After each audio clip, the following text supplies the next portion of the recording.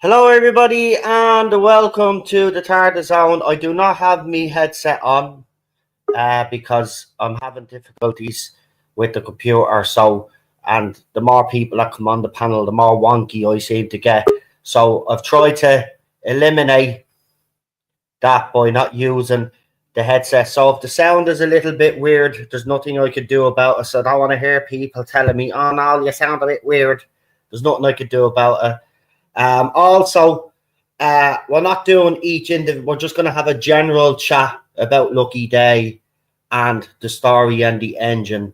We're not going to, we're not going to get too deep on these last two episodes because, to be quite honest with you, I'm actually done. I'm actually done. I can't review these. The way we used to do it because what's the point? What is the point?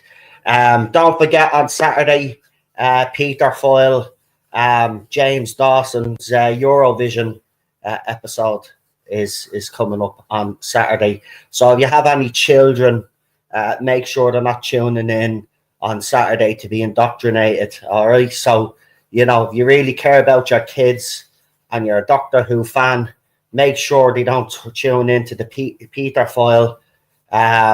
James Dawson's episode, the most expensive episode of Doctor Who of all time, apparently, is what we've been told. And the Peter Foyle has been talking and speaking up in the media. They have their own support team and all of this other shite. Look, the gloves are off for me. I'm not going to be beating around the bush. The last two episodes for me were absolute dog shit. Just like the whole season has been actually dog shit. And I'm not going to shy away from the criticism anymore. I don't care if anybody likes certain elements of this. I don't want to hear it, to be quite honest with you, because this isn't Doctor Who. So this is a bash stream, and I'm being honest about it.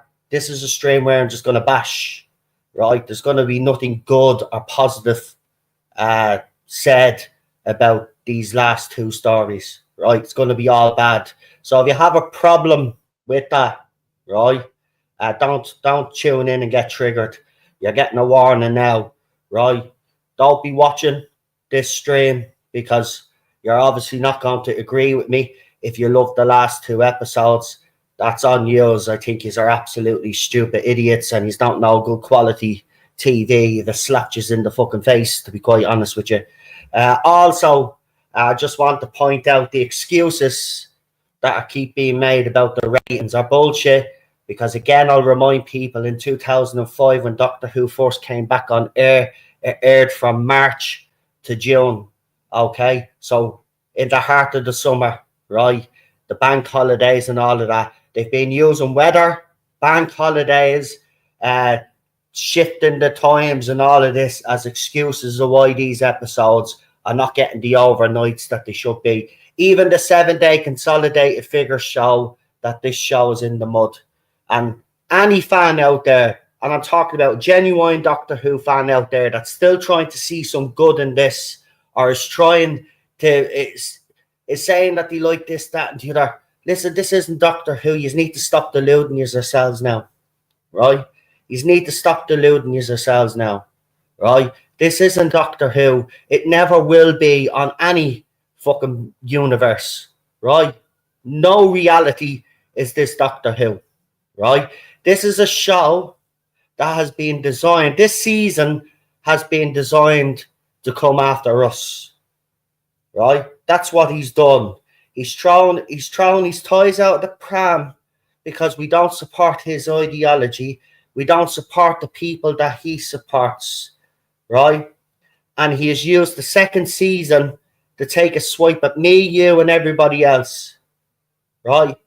And I'm not putting up with it anymore. So I'm not going to sit here and be positive about this in any way. He doesn't deserve any positivity because there is no positivity to take from this. The only positive news that I could probably take from this or spin is that hopefully this is the season that kills the show completely. Now, as you all know, I have been finding it hard to let go, right? The panelists that are coming on will tell you that. Me, out of everybody, has found it hard to let go of this show. But the last 2 episodes in particular have made me realise that I have to let go from my own sanity. Because if I don't, I'm going to go down this dark avenue that I don't want to go down anymore. I shouldn't have to feel the negative feelings that I feel watching a TV show that I grew up all my life watching. And it's such a shame, but it's the reality of it, right? It's the reality of it. Now, on Saturday, RTD has brought a disgusting human being in, and they are disgusting, by the way. Anybody that writes books with the stuff that they're talking about, fisting, anal, I'll say it, I'll be blunt, I don't care if YouTube fucking have a problem with what I'm saying, right? This man is talking about fisting, anal, blowjobs, all of this other stuff, right, in books, right? This is the same man that said being gay was a consolation prize because deep down all gay men are women or want to be women or whatever the fuck the quote was, right? Ryland Clark, the little sellout who is a gay man, is starring in this episode. Apparently as well, Graham Norton's name is being mentioned. Now, I know Graham Norton did a little promo because he obviously hosts, he does the Eurovision for real. And I think they did something on the radio with Graham Norton. But again, another fucking sellout. He's a gay man. And yeah, you know, he's supporting this shite from a writer who said the things that they had said, right? This is the same writer, right, that in one of their books put an app up, right, for kids to find adults, right? So I don't want to hear any positivity for these 2 episodes, right? Don't want to hear any more positivity, right? Because all this, right, this season it's depravity, right? It's disgusting, right? It's absolutely shameful what's happened this show. It's vile, right? And the showrunner, Sugar Daddy RTD, right? He's a fucking vile man. He's disgusting, right? And you all need to fucking wise up. They're still holding on to the hope that this show will improve. It's never going to improve, right? It's never going to improve. I said it the other day. I would rather watch Jodie Whittaker's seasons all over again. I really fucking would, right? Than have to endure any more of this shite and this depravity and this disgusting thing that's supposed to be Doctor Who. And it is disgusting. It's fucking vile. And what he's fucking doing to children are watching this. Not many, of course, because the ratings are in the pan. But kids are watching this. Families are watching this. Right? This is on a platform, a streaming platform, Disney Plus. Right? It's supposed to be for families. Remember when you tuned in, watched the Disney movie? You knew when you saw that Disney logo back in the day when we were growing up that you were going to be watching something deadly. Right? Now you see that Disney logo or the BBC logo, you know you're going to be watching something agenda-driven, full of fucking sex or whatever the fuck. Right? People trying to, this is the greatest Doctor Who ever. It's great. It's brilliant. What fucking planet are you living at? Well, I suppose the depraved side of the fandom would love this because they're all in their bedrooms wanking themselves off and they're fucking watching each episode, right? It's their porn, right? It's their porn, fetish porn. That's what they're doing to themselves. I don't give a shit. The gloves are off. I am not holding back anymore.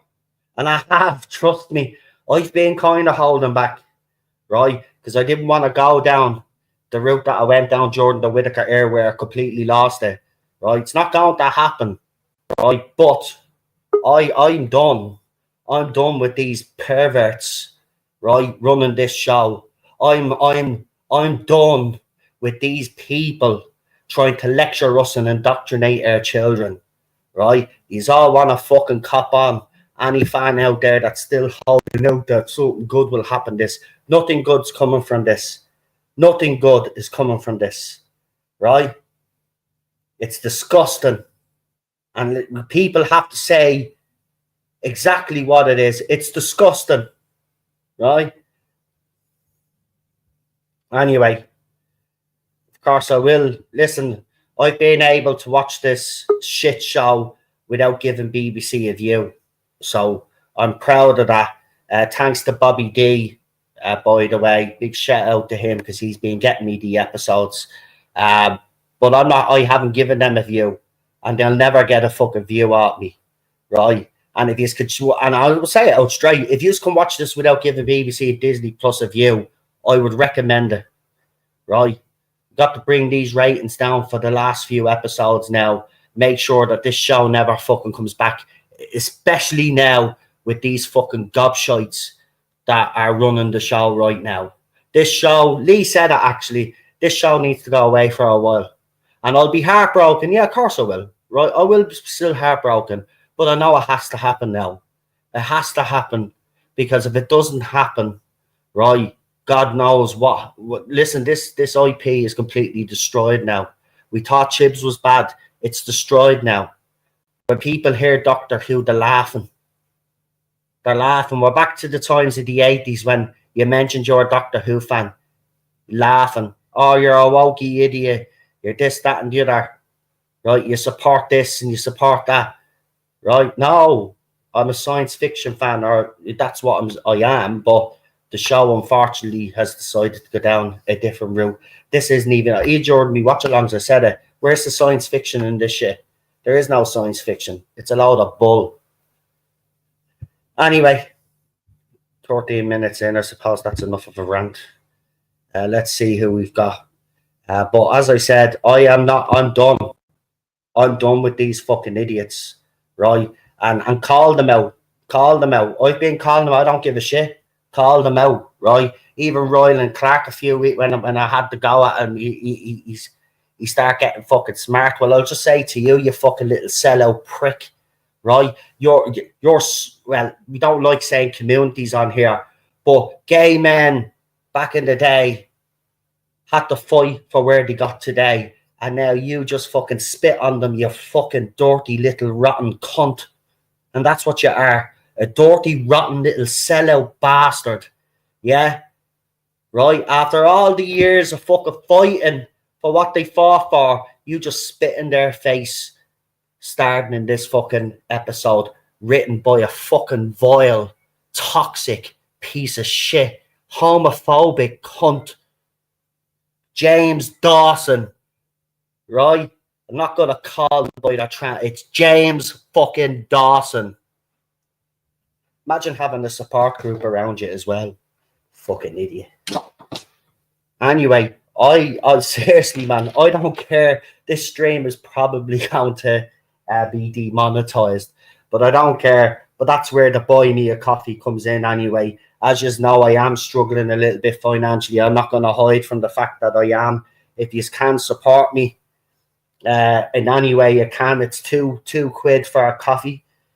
So if you could support me in that, that'd be absolutely fantastic, especially after this fucking stream, because it is going to be demonetized, and I don't really give a shit, to be quite honest with you. Having this stream demonetized will be fucking worth it, to be quite honest with you, because I am absolutely sick. I'm sick. I'm just... This show means so much to me. You all know that. I'm heartbroken right now, and I'm angry. But I have every right to be angry. I have every right to be angry. And I'm not going to hide it anymore, because the anger has been building up the past few weeks, because, you know, they lobbed the Doctor Who name on this, and we're supposed to, or they're trying to tell us, and I have to say, very disappointed in Millie Gibson as well.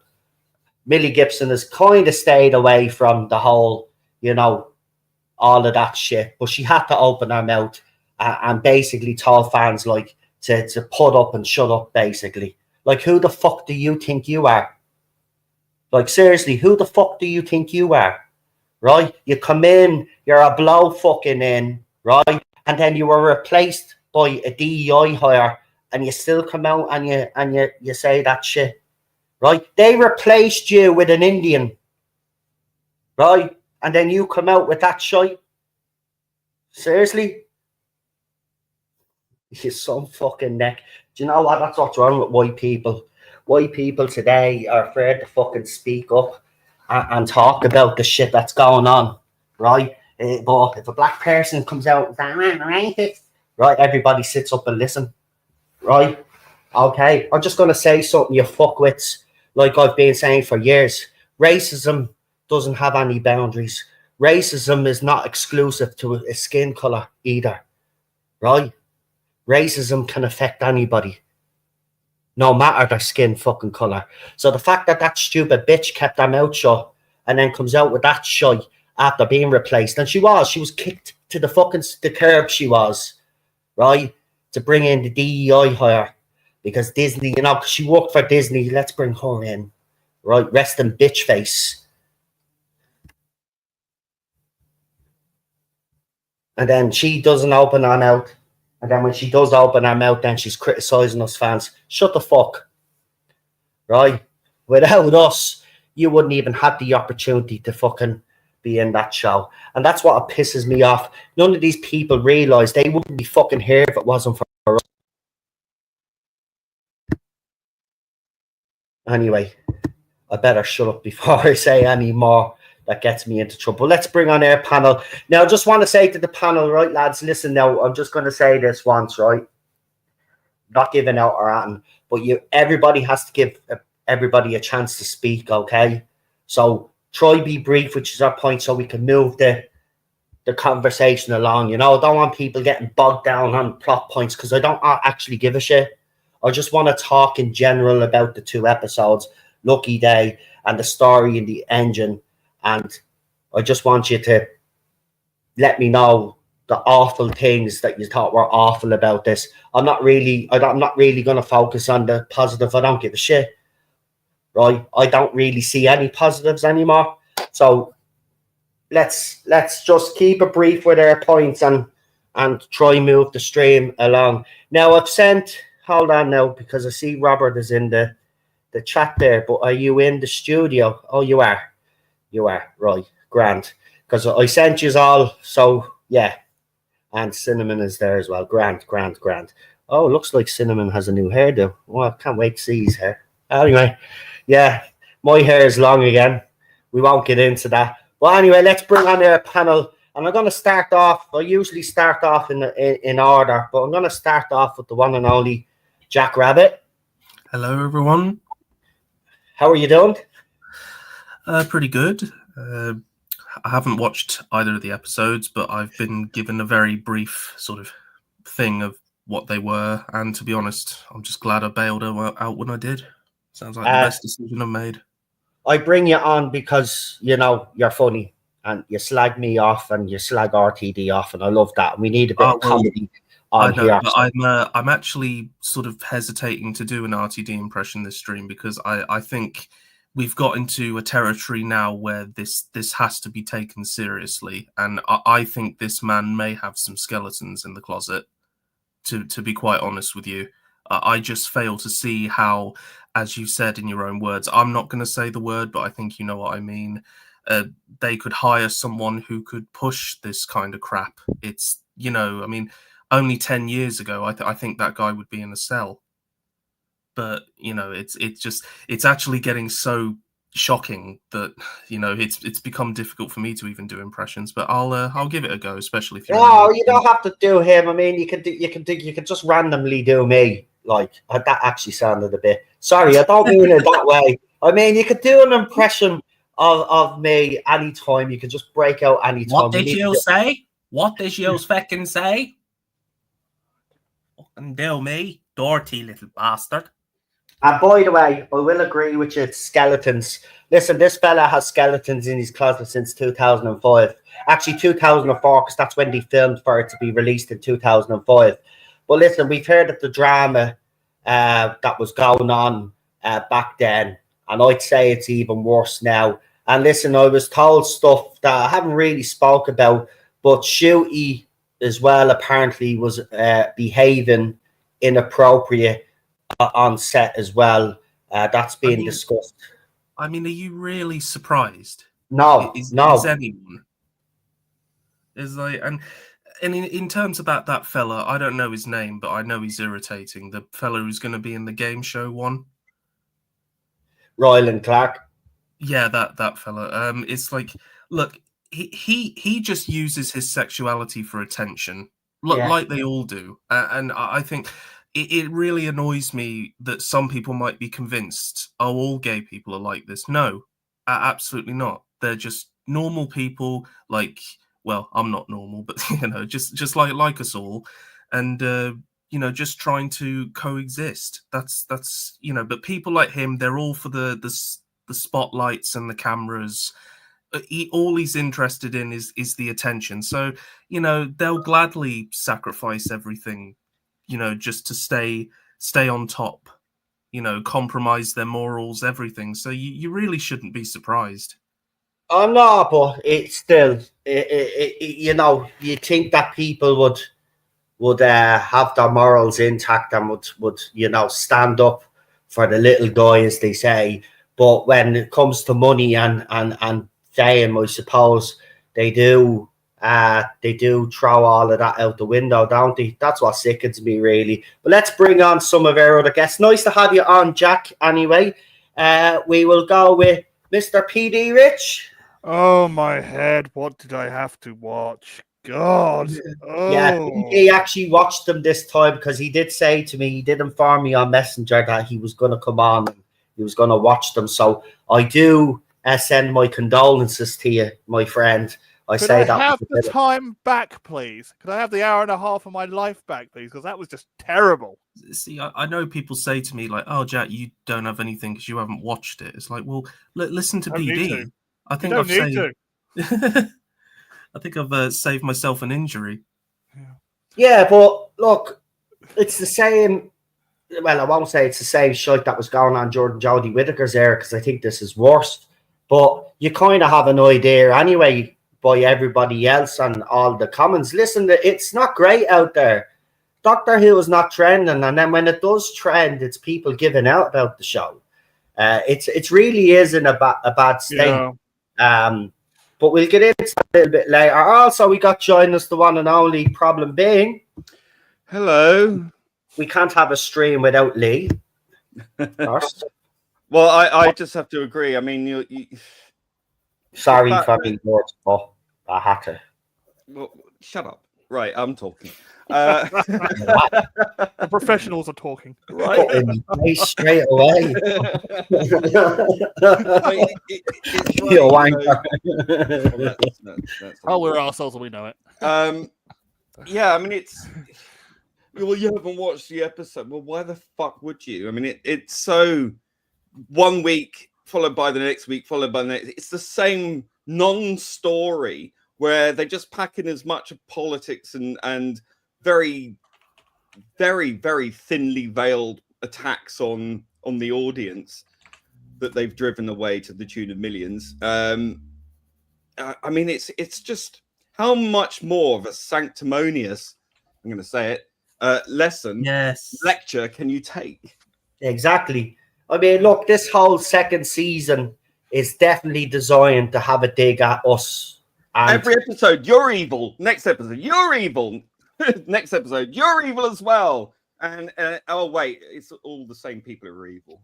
Funnily enough, isn't that interesting? Right, let's bring on our next guest. He doesn't have his camera on, but I'm pretty sure he is here. It's Robert. Sorry, yes. Good evening. Hello. Oh, we can hear you though. That's good, because normally you'd see an avatar, but there isn't even an avatar. So I was wondering what the hell was going on there. I don't know what I haven't done right, but there's a button I haven't pressed. Is it your birthday, PD? Yes, sadly, I'm 43 now. Yeah, wait till you get Cinnamon on. I was going to get everybody on and then get. I'm sorry, just sorry. Sorry, happy birthday properly. Give him a proper birthday. But we do have Cinnamon Toast Crunch joining us as well. Yeah. Save me till last. I'll remember that for next time. Yeah.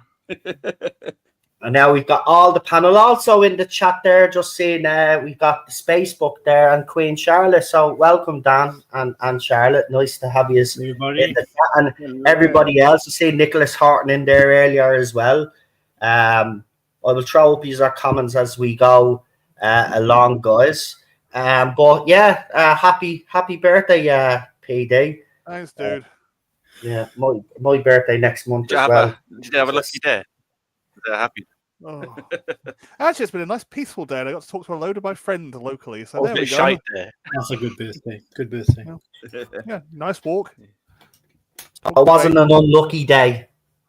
No, that was that episode of Doctor Who. It was just Yeah. solid propaganda. That episode. Oh, Right, let's get into this shit show, I suppose. Yeah.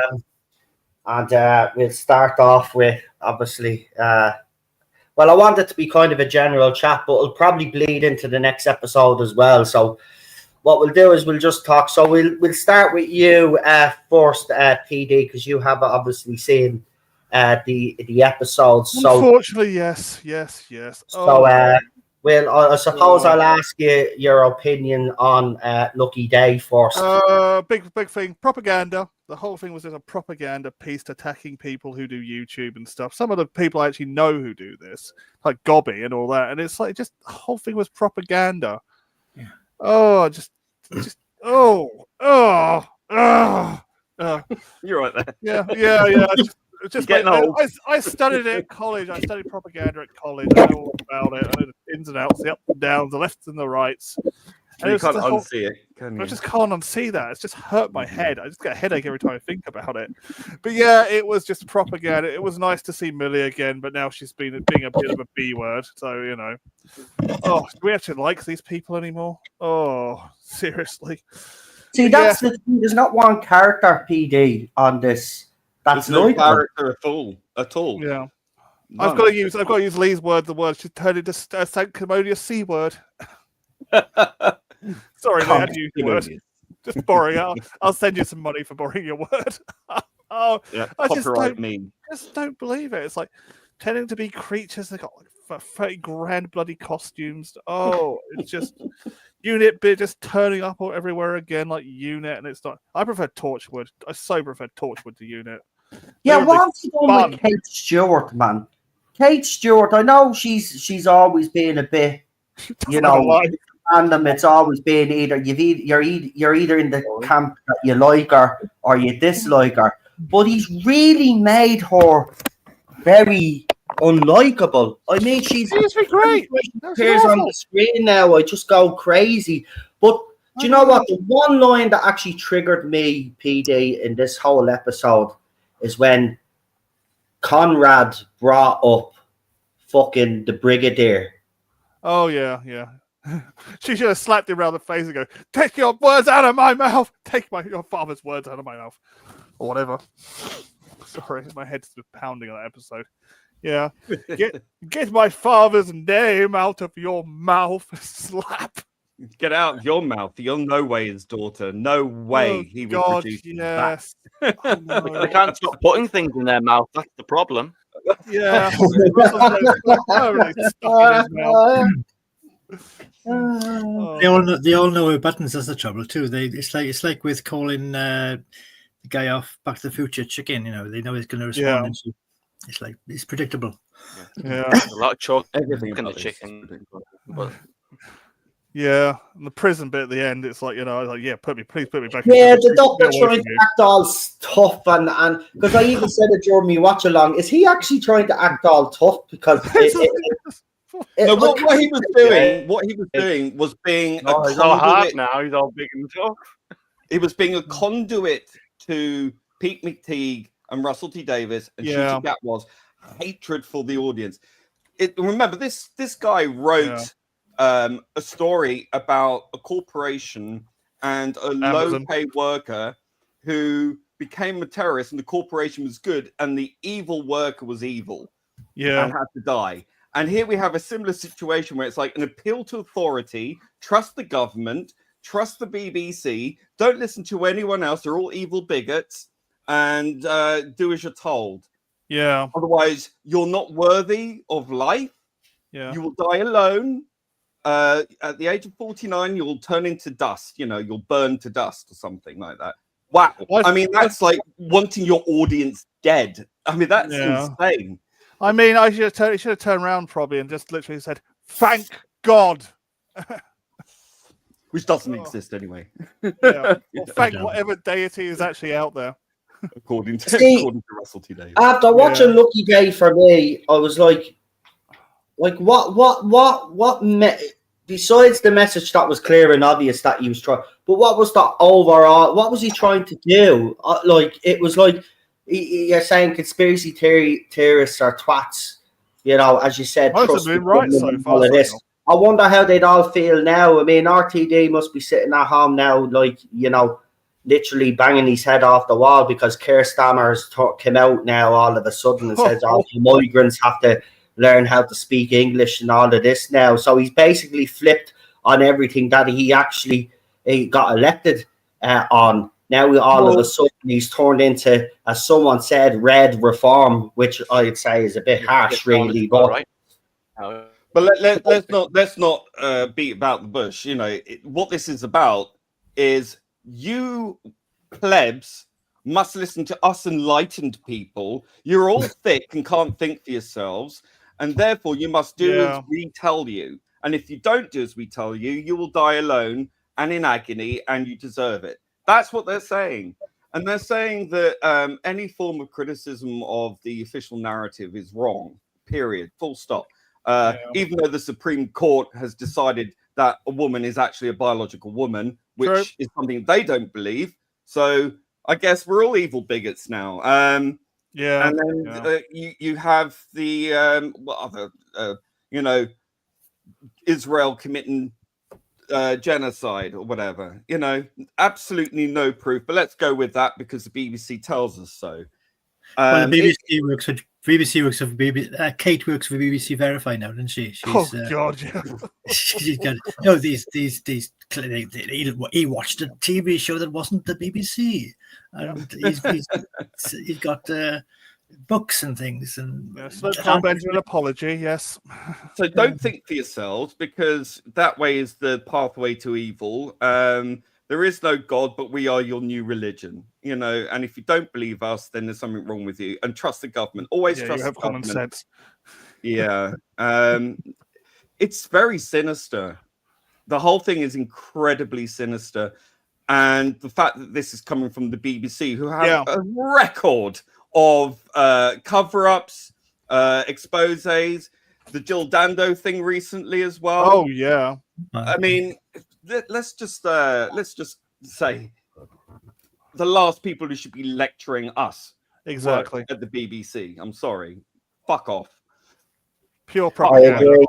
That organisation has been taken over and is rotten to the core. The whole organisation, the whole of the BBC actually needs to be, you need someone to go in there with a wrecking ball. But you called me when what was his name? Your man Tim Davies came in, and everybody was optimistic, but you weren't. You straight away were like, no, this man is going to be more the same. So you actually did call that. I have to say, you were on this. Well, I said, to be fair, I did say, my initial reaction was he's going to be a hatchet man. He has to go in and sort this out from top to bottom. He turned into a yes man. Yeah. If he didn't, then it's all for nothing, and he hasn't.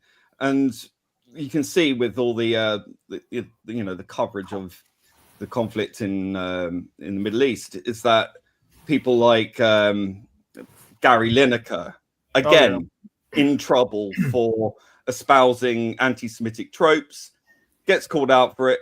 What will happen to him? Absolutely nothing. And it's just building more of a case why the BBC needs to pack its shit together and piss off. Yeah, I think I saw. I think it was BBC. I saw the news. They were showing Trump visiting one of the Arab places he's making a deal with, Saudi or somewhere, and the news reporter, so called, said, "Oh, and of course, Mr. Trump would love this sort of opulence and be waited on like this. Oh yes, he really likes this sort of thing." That's so biased and obviously biased as well. Yeah, and it's going against their charter 1,000%. Yep. You know, and the fact is, for them to pontificate about the meaning of reality and all that verify nonsense and being impartial. Excuse me, didn't you buggers hire a whole bunch of Hamas operatives to work for BBC Asia or BBC Arabic?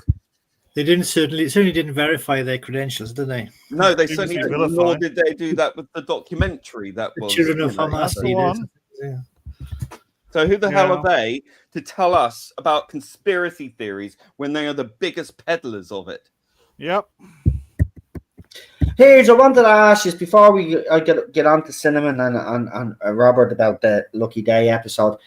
Just a quick question: how do you think Trump's tariffs will actually affect Doctor Who if it does remain on air by some fucking miracle? Will it stop Doctor Who from filming abroad? Do you think it'll be? Well, don't this think was they- affected in any way? this was the first thing I said to Lee when I first heard about that thing that he passed. And I was like, well, that's Doctor Who buggered then, isn't it? Because it'll be illegal to be shown in America. So I'm like, you spent all this time trying to get the Americans on board, which you haven't. And now it's like your show can't even be shown over there. No, there's places in the world it wouldn't be shown anyway, but that's for another reason. Yeah. Yeah, that's I think it's a toughie, that is, because in a way, I think that's why Disney partnership's having to be broken up. Because they can't, it's going to have to be under BBC. Well, they knew this was coming with Trump Yeah. anyway, didn't they? So I mean, Yeah. they probably did preempt and say, "Yeah, we've got to pull the plug." Is it just Um, films? Is it just films or TV as well? Well, I don't know what this Films. version of Doctor Who, if it was to continue, if they continue down this road, would the Trump administration allow that type of programming to be shown on American TV? I'm not quite so sure now. He seems to be coming down hard on all of this. He's not a big fan of DEI hires. He's not a fan of the inclusivity, all of this shite, because it's just, because what normally happens is, or what happens all the time, and it even looks like the Superman movie. Unfortunately, the trailer was dropped today, and I have to say, after watching the trailer, I was like, what the fuck did I just watch? It's like James Gunn is actually playing into the Zack Snyder Sims hands with that trailer.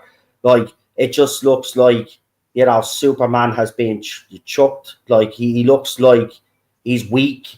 He just, I don't know. I think the industry in the next year or two is going to be in for a bit of a reality check, Yeah. to be quite honest with you. I know they've lost billions already collectively, but Well, in America, there's been over the last few years a big push for this equity thing, equity, Oh, yeah. diversity, inclusion. Well, what that is it's illegal under the Constitution anyway. The fact that they've gotten away with it only goes to show how in bed with activists the government was at the time. But now you have a different scenario where it's going back to talking about equality. Remember that thing we're all big about in the 1990s, equality? Well, Nice. we got equality, and then that wasn't good enough, and then it had to go to equity, and equity is about outcome rather than making it open to everyone, right, based on ability, skills, whatever. And I think that needs to come crashing down because it is discriminatory. Yeah. Completely. And that's against the Constitution. It's also racist. It's also having a bigotry of low expectation on people simply because of the color of their skin or their gender or the sex or sexuality, whatever. That needs to go. It needs to go because it is deeply divisive. It's unfair. And you really should only be looking at what's on the paper, what these people's skills are. Are they suitable for the job based on their qualifications, not the color of their skin, not whether they be white, black, Asian, whatever. It doesn't matter. It shouldn't matter. It should never have mattered. But these people, these activists have made it matter. And I think that is racist. I think it's manipulative. I think it's divisive, and I think it's having such bigotry on people being defined by immutable characteristics, which should have nothing to do with anything. It should only be, are you good enough for the job? Period. Right, Cinnamon, go on. Here's your moment in the sun. Try keep it brief though, lads, will you? You know I can't do that. He's like me back in the old days. As soon as I came on someone's stream, I just keep talking, and I wouldn't stop. I'm only taking the piss, by the way, but I love having you on. But go on. Lucky day. Oh, look, we've gone to nothing now. Look, it's a silence. Yeah, that's hard to talk about. Cinnamon. You're next. Go. He's waiting for me. He doesn't want to. He doesn't You want see to. Yeah, not. Oh, floor is mine. Oh, hello everyone. Hello, our camera's back on. There's no new haircut, by the way. It's the same old hair. Just haven't seen it for a while, but you know, got new internet now, so hopefully it won't bugger up. You know, you can't rely on you know, it's one thing I'm learning about these days. It's relying on things to be good, and you know, I'm finding that hard to do now. I mean, oh wow. I mean, yeah, lucky day, shite day. I mean, wow, just boring, wasn't it? I mean, even before I watched it, it just looked boring. I mean, what a waste of an episode. I mean, really. True. I mean, not being funny, but in an 8-episode season, we've got yet another shooty light episode. I mean, some people are going to say, well, that's a good thing, but, you know, objectively, we shouldn't be having Dr. Light episodes in an 8-episode season. What's his excuse this time? Because, again, we go back to that age-old adage that, you know, they didn't have to pick him. They didn't have to pick him, as some of us know. That was the excuse last time because he was committed to another show, so he was filming Sex Education. So what's the excuse this time? There isn't one. It was probably just a creative choice to wrap up a character that no one's really asked about because I'm not being funny. When Ruby left, didn't really care. I mean, I didn't, you know, I don't hate her. I quite like her. She's all right companion, but I didn't spend enough time to care, especially when they dropped 2 episodes in one go, in 1 week. Again, you know, okay, I was supposed to, you know, once the, as I say, reveal, it wasn't really much of a reveal when they basically said, oh yeah, you know, that weird, mysterious, wearing a cloak and, you know, like this, fucking like pointing for, you know, cinematic value over at some street sign for some reason, which is what 15-year-olds do at the dead of night. Yeah, you know, once that was just revealed to be, you know, not a, you know, entertaining sci-fi explanation or anything, any sort of fascinating concept that maybe might bleed into the next season. No, she's just a nurse or whatever she was from Coventry, which, you know, exciting stuff. But, you know, as long as people can relate to it, then that's all that matters, doesn't it? Yeah, no dad. So yeah, we got that. So it's like once that was happened, I was just, well, yeah, oh yeah, not dad. You know, we can't have him. You know, oh, he has to be the deadbeat. You know, we can't have a deadbeat mother. Sure, he was white as well. Well, he'd have to be, wouldn't he? But yeah, so you know, resolution to that completely lost me. She left, didn't really care. Fine, whatever. Oh yeah, but she has exactly, Charlotte. She has PTSD now, so we have to feel sorry for her. I mean, Yeah, being on the show. but yeah, I mean, I think she has PTSD. Should ask one of the guys who've watched the bloody show. As the audience. Exactly. That's how Yeah. we feel. So, but yeah, to stick on the actual episode again, Lucky Day was just a waste of an episode for me. If you're gonna have a Dr. Light episode, again, I don't see what the excuse was for this time. At least have a Belinda focused episode, if anything, if you're gonna do it. You know, with her being the main current companion and all. Well, Cinnamon, you know, I mean, you could have had them both, like you did in season 4. Oh, you got a delay. Sorry. Yeah. I reckon that they wrote that episode thinking that she was still going to be in season 2 as the companion, but after what happened and she was replaced, they couldn't rewrite the story to fit Belinda in. So they kept the story and brought her back for that. I think that shows. I think that is pretty much what must have happened in my little head. Anyway, carry on. But yeah, it just with this episode, do you remember when they put that tweet out and kind of confirmed him as a companion, and it seemed like they were intimating that they'd be the Doctor, Ruby, and Belinda, but that certainly didn't turn out happening. Like I said, I was going to say they could have done it like season 4, where you had Donna and Martha together for a couple of episodes. You could have done it that way, but again, to focus an entire episode to a former companion who most people don't really care that deeply about, to be honest. No. I found it boring, but I was all right. I was enjoying it for the most part up until the twist. And I thought, right, so it's podcasters and the Pete McTeague ones. I mean, that's another thing as well.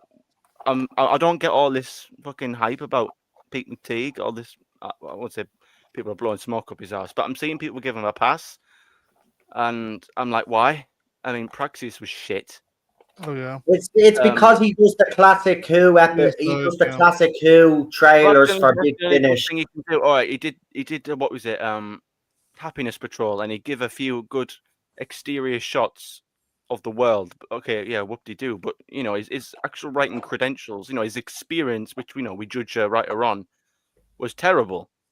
And we can all sit there and say, oh well, if it was under a different showrunner, well, yeah, it could have, would have, should have, but he's not, is he? And he's under this showrunner now, so he's if anything, that logic's now gone under the window, because as we've now seen, yeah, the Chibnall reigns are now over, and now Russell's got the reins, which are probably even stronger.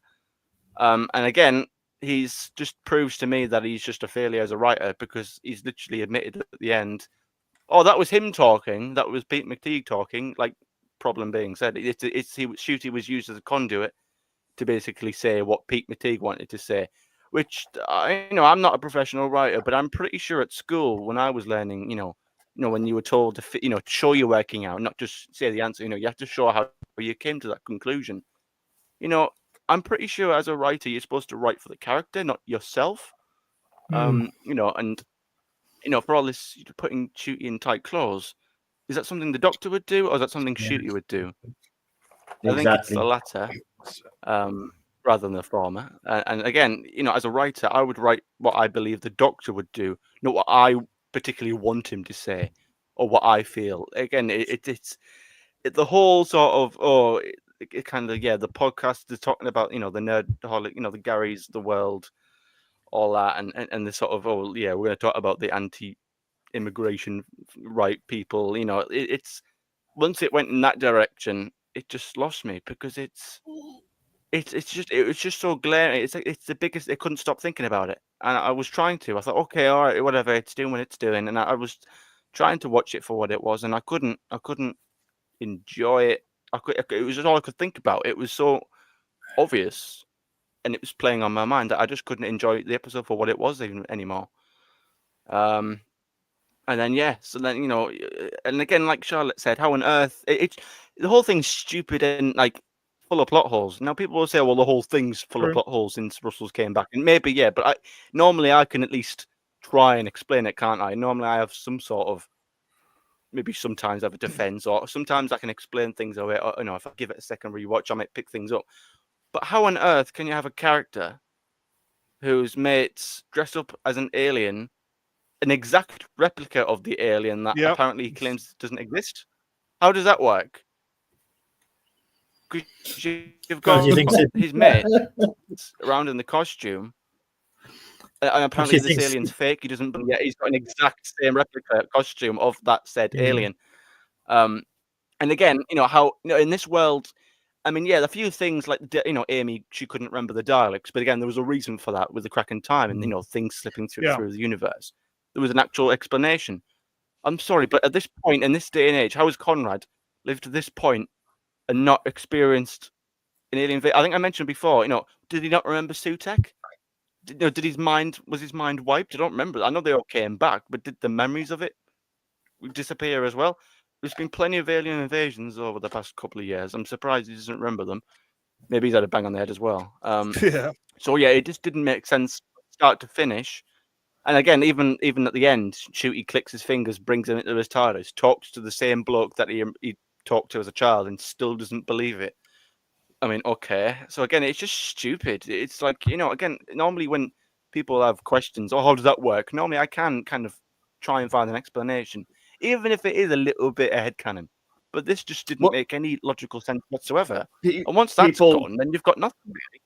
People do tend to intellectualize their stupidity, and this is a prime example of it. It's like they don't think it through at all. They think about the end goal and then just getting there to deliver the message, but they don't actually understand what they're actually talking about, or it's very muddled. But they come up with all these very weighty words and filled with meaning, but they don't even know what the meaning is, because they just have managed to somehow create an internal logic that justifies their own idiot belief systems.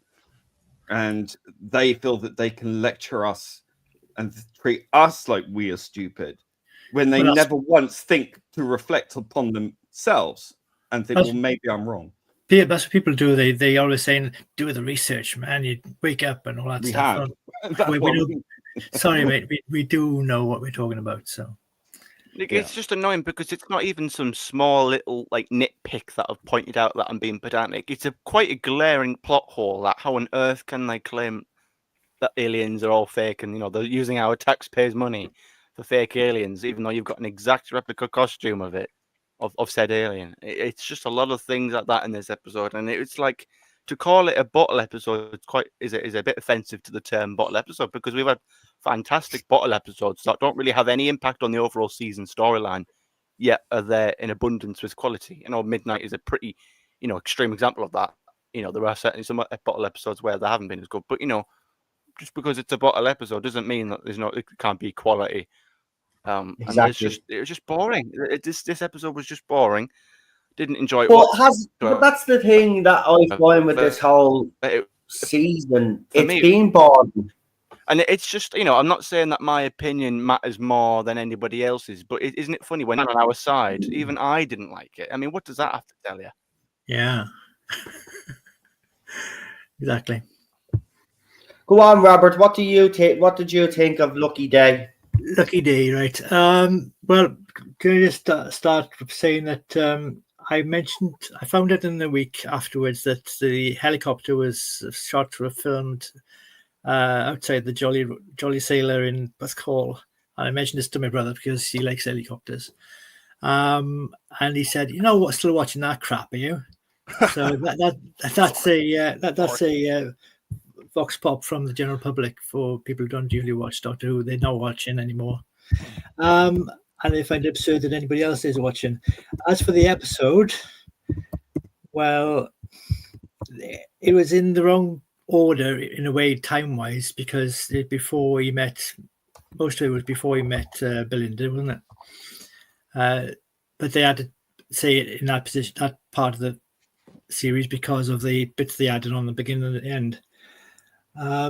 The whole thing in general, you're following along, you think, okay, well, this is it was advertised as being about these creatures were going to get them, and the man will the boy get killed by the creatures, or will the Doctor and Millie save his life and all that. Next thing you know, crunch the gears, burn the clutch out, and you change gear, and then next thing you know, it's all about, I can't trust people who got their own websites and talk on the internet, and how dare they, Albert TV or whatever it was, or Albion TV, which was a link back to the Roger Ap Gwilym thing, the Albion Party. But yeah, it was when it's on the nose so blatantly and smacks you in the face like that, you think, whoa. I came here to watch a bit of escapist sci-fi fantasy, whatever it is called now. Doctor Who it used to be, and now you're just sat me down, caught me halfway through, and said, "Oh, you're really bad if you don't listen to what the official statements are." It's so I didn't. patronizing, isn't it? People since have said about it being a message about taking certain medication for a certain disease, and those who didn't. But I didn't even get that. All I got was there's people who don't believe the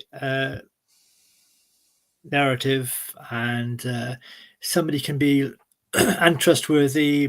Boyfriends are untrustworthy, and next thing you know, he had a nice cell, didn't he, all to himself? Fair play.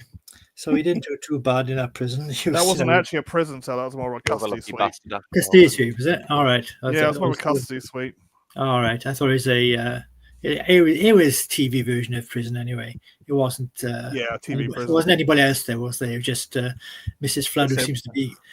If I could get a job as easily as Mrs. Flood, I wouldn't be so poor. You know. Would be. You know, that's what makes me think. I got a big list of things, but I'd like Noel said, keep it brief. There was a lot of impressions of the girls are going to sort it out now. The women are on the case, and these shots with 3 or 4 women together, you know, in the unit, and they were all like, "Yeah, we're going to. Doctor's not here, but we'll sort it out." And we'll ask my unit boyfriend to help me out as well, give me some tea while I'm at it, like, you know. And that the girl in the woman in the wheelchair snapped that device from Jordan Lang, whatever his name was it Jordan Lang? And he said, "Oh, give it to me, I'll do that." Like, well, excuse me, you're just being annoying. You know, that's not how colleagues are supposed to rude. interact with each other. Just a rude bitch. Yeah, I mean, even if he wasn't and specifically with him, I know it's a plot point, and Noel said don't go deep in the plot points, but this guy's been working with UNIT for I don't know how long, and he turns out to be a double agent or a spy, and they didn't notice when they employed him. Yeah.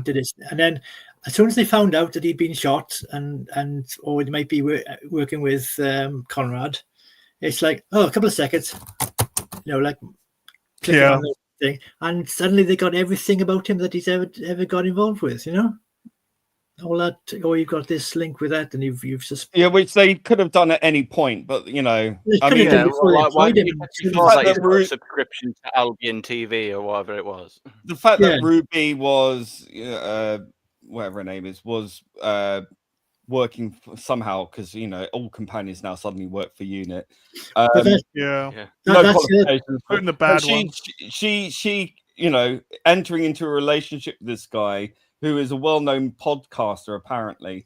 Yeah, everybody in the street were looking at it. But Why saying, didn't "Oh, you listen do a to him." background check on him? Why did they stand there? Why did they all stand around looking sheepish as he was live streaming when he broke in? Because obviously, like, you know, the evil white guy working for UNIT let him in.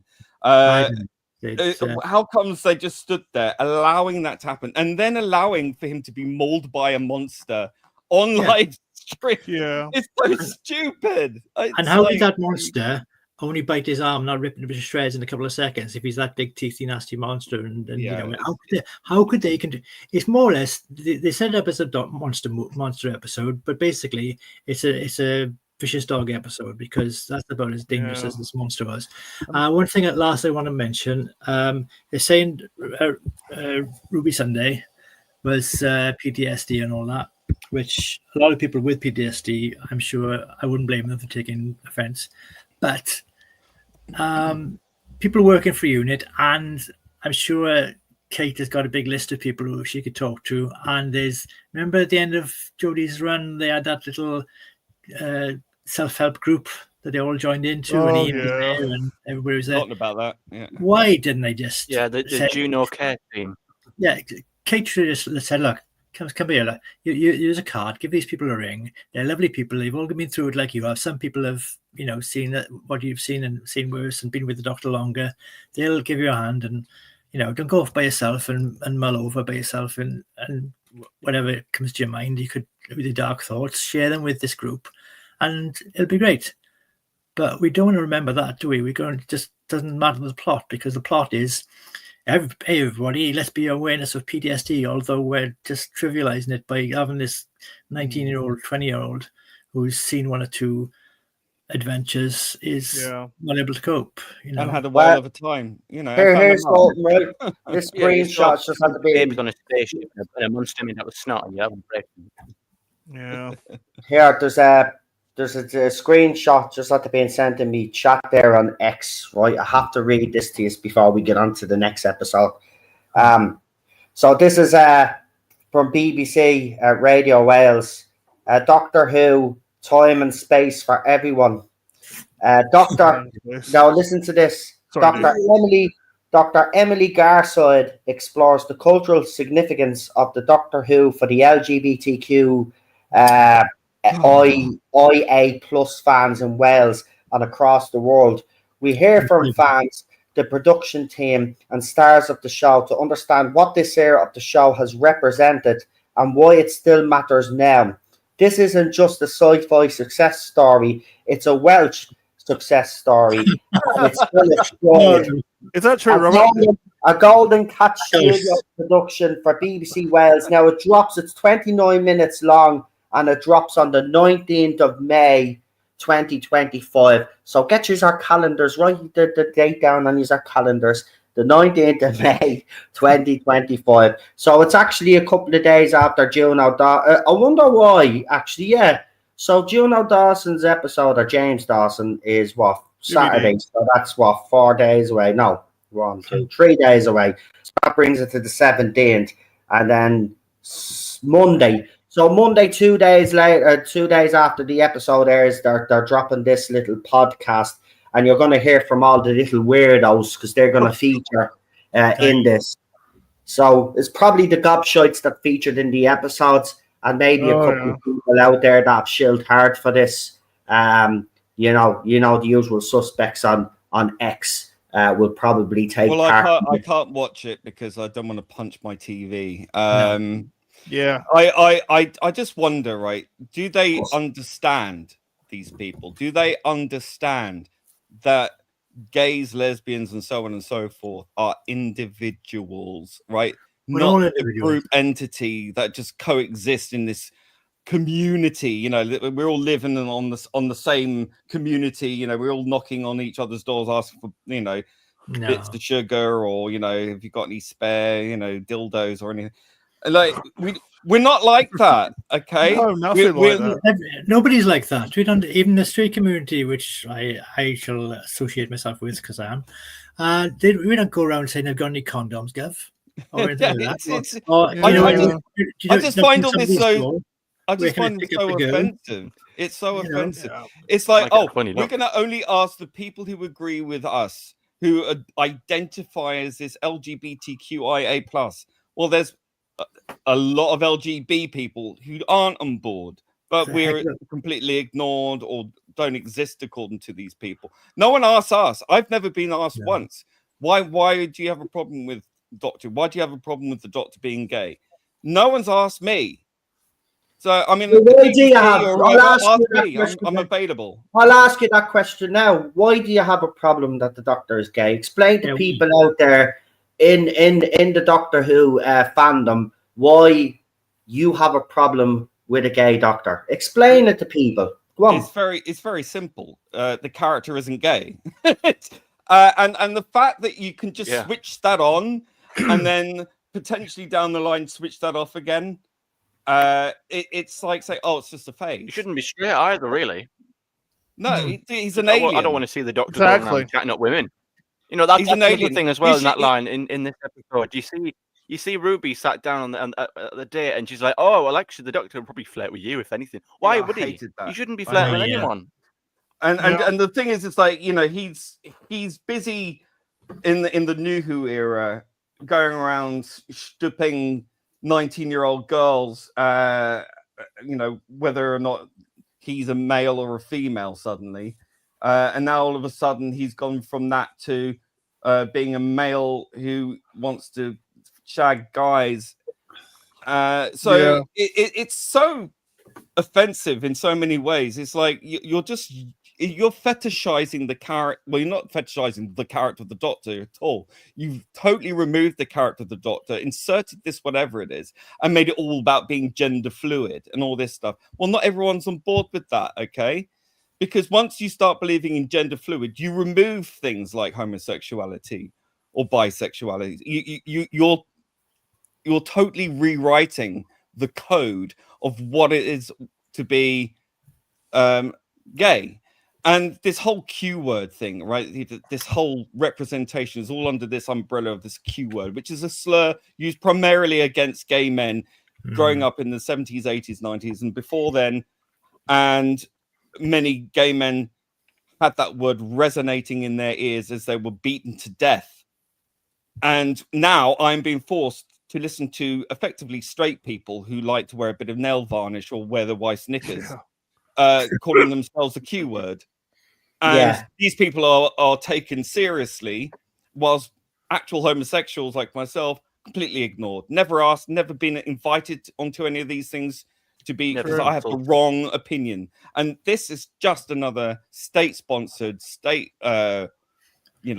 appropriated culture, which, it's the new it's the new standard, that we're all supposed to toe the line. This is official, this kind of overimposed situation, right? That we've been societally manipulated. Word is law. Well, that's it, and I don't agree with it. And I'm sorry, there are many, many of us who don't, and we are fed up to the hind teeth of being used to titillate a bunch of freaks and people who jump on board the the bandwagon because they want to feel special about themselves. Well, I'm sorry, it's not about that at all. And look, I'm sorry that you have a tough life or you find it very difficult to navigate in this world. We all have problems, but we don't make it our identity, our core, and we certainly don't manipulate the entire world around us to fit us in and you around us. That is not right. Know your place, and it's not a bad place to be in if you just accept that you are not the majority, and you don't have to have infinite amounts of power to be able to feel satiated. You don't. You just need to go, well, my life is my own, and I'm just going to get on with it. That's it. That's all you need to do. We'll hear from Jack there. We haven't heard from Jack in a while there. If Jack wants to pop in and say something there in relation to all this, just a broader point, I suppose, we're trying to make here. I mean, it does seem, Jack, that this current version of Doctor Who, obviously with all the politics, the agenda-driven narrative, can you actually see? Look, there's rumours, right, that the new Doctor, I say new Doctor. Apparently, the new Doctor, according to rumours, the new Doctor was seen at the BAFTAs recently. Now, I find that hard to believe because obviously myself, I know Lee has people in the know. Gary from Neurotics, Dan from the Space Book. We've all been kind of singing from the same hymn sheet and thinking that Disney is done, and it'd be probably impossible for BBC to go it alone. But if BBC do go it alone and continue to go in the same direction with it, what do you think the damage will be long term? The longer this show goes on, the less likely it will come back. That's all there is to it. Because, there are times when I forget it's even on. If you guys weren't talking about it, that's how out of it I am. And I just, I look forward to the time where I can go, oh, do you know what? I fancy sticking that on again. That was great when I was a kid. Maybe I can even do that with RTD's first era, but Classic Who is kind of Doctor Who for me, but I can't even bring myself to watch that anymore. And I just think, at this point, I'm waiting for it to end, so that I can just take a sigh of relief that it's not going anymore. But if they're just going to keep dragging this out, the result is not going to be any different. I mean, the damage is done. Yeah. I managed to survive the Chibnall era without apathy. I was like, look, it was a misstep, but RTD will come back and fix it, and we all know how that went. So like the whole the whole illusion is broken for me.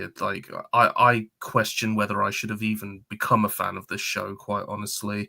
It's like New Who is completely destroyed for me, and Classic Who, I'm sorry, but I just can't see anything but the cardboard sets anymore. But it's probably Here's just the because thing. I was going to I've watched ask you, it Jack, too much. if this continues down its current route, will it actually, the way it's tainted New Who for you now, will it actually start tainting Classic Who for you? And I'll actually throw that out to the whole panel. If this continues, like, if they continue down this road, Yeah, I think so. will it start to affect your enjoyment of the classic era? When I say that I wasn't trying to slag Classic Who off, I No, I know really you're not. enjoyed Classic Who. And I think I've told my story a couple of times on how, I kind of grew up with them side by side, which was cool. But obviously, I've become very cynical in recent years because we've just been dealing with this nonsense for so long. And the point, I've seen every Classic Who story at least twice, and I'm just getting a bit tired of it. I want something new to be good, but unfortunately, because that's never going to happen, it's just making it very difficult for me to enjoy any of it. And I'm at a stage in my life where I'm just getting so tired of the same thing over and over again, where I just feel like Doctor Who is finished for me. And that really is a shame. I don't know if it's apathy. I don't know what it is, but I just think I think it has tainted Classic Who. I think it's relied too much on stuff that's come before. It's gone out of its way to constantly shove it in your face. Hey, look, this is the result of this, and the Ruth Doctor's shoved somewhere between there, and now they're even messing about with classic stories a little bit. It's but like I said, you guys grew up with Classic Who, with it being the standard. You grew up and television was like that. I grew up and everything was fast, looked really good and colourful. Classic Who was like a nice little, this is nice. Don't get me wrong, it had some things that scared me, but when you're a kid, everything's magical. You just see everything as really nice. But then because I've become so cynical because I've had to deal with this shit for so long, that I look at Doctor Who and I just see a joke. And that really is heartbreaking for me. And, I know there's going to be fans who are like, what are you doing on this stream? Why would anyone take you on this stream? It's like, because I'm honest, right? And if you don't like that, that's your problem, not mine. But I knew this was going to happen. And I'm not tooting my own horn, but I said this long before other people did. And, I just, that experience I had with RTD just kind of summed everything up for me. Oh, yeah. I was just like, mad. why am I wasting my time? In fairness, Jack, before someone jumps in there, in fairness, Jack did call it very early. So did you, Lee, especially when, that first appearance of RTD and Ncuti Gatwa after BAFTAs and that particular photograph where he's holding his face or whatever the fuck he's doing. Like he's called it then. Like we knew then that this wasn't going to go the way that we all thought or believed it was going to go. And it's actually, if I'm being honest with you, it's, personally speaking, I think it's a lot worse than I imagined. Yeah. I'm not messing. I don't know what it was, but maybe it was because, what RTD had done in his first era, I was kind of blinded by that a little bit. But I think pretty quickly we found out, the way he was speaking, when he kept opening his mouth and saying stupid things, and then he had that meltdown at that award show. Right there and then, I was like, oh my God, this is going to be bad, isn't it? But I didn't even think in my wildest dreams it would be this bad. And maybe that was a bit of naivety on my part. And maybe it is, but I never imagined it being this bad. But by God, Jesus Christ, I never thought anybody could outdo Chris Chibnall. But here we are. I mean, give me, I'm not messing. You know how much I hated the Whittaker era, but I'd watch one of her episodes over any of this stuff. I'm not messing. It's awful. This is just, it's so bad. It's like, as you said, Jack, with the Chibnall, there was a misstep. Okay, yeah. The fourth season, he tried something completely different. It didn't work, and he did try course correct for the second season. But still, within all of that, there were moments and times where it did feel like Doctor Who. It was just the agenda kind of, overshadowed it. But it Every did still episode felt like feel a like lucky day. watching Every Doctor Who. It was episode. just the female Doctor was never going to work. Go We on, had, Cinema.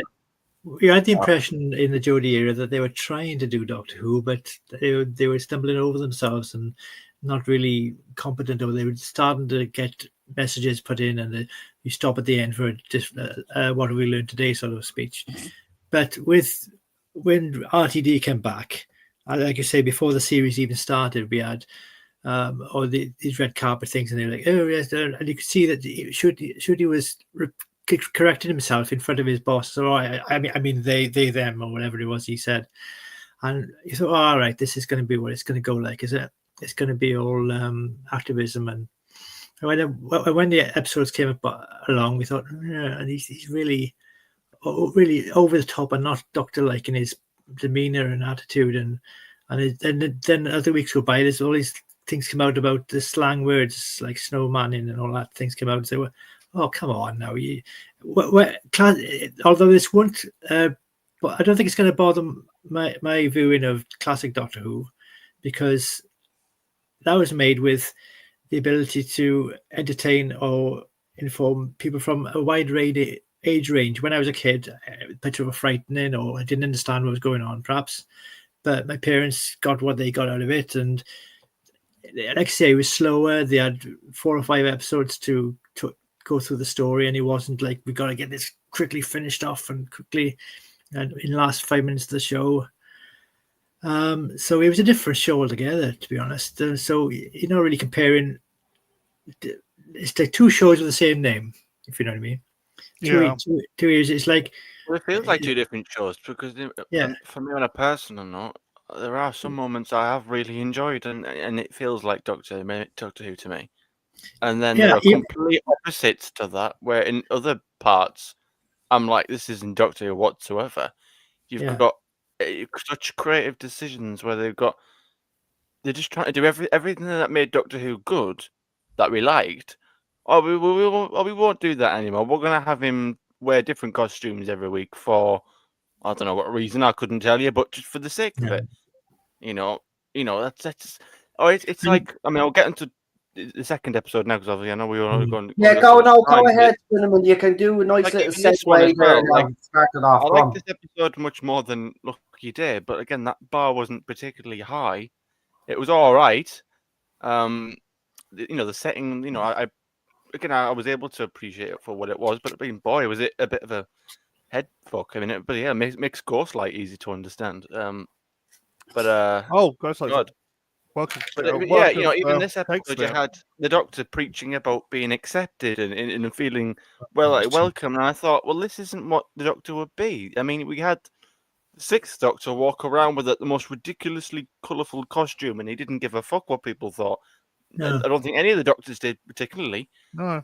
He says in one breath that he's an evolved life form. He keeps saying that as well in that exact same phrasing as well. I'm an evolved life form. Well, so are we, but and so clever, so big and so special, and you're so above everyone else and so evolved. Why do you need the approval of humans? I mean, and again, it's a whole mess because he preaches about this is my first black body. Well, it clearly annoys me.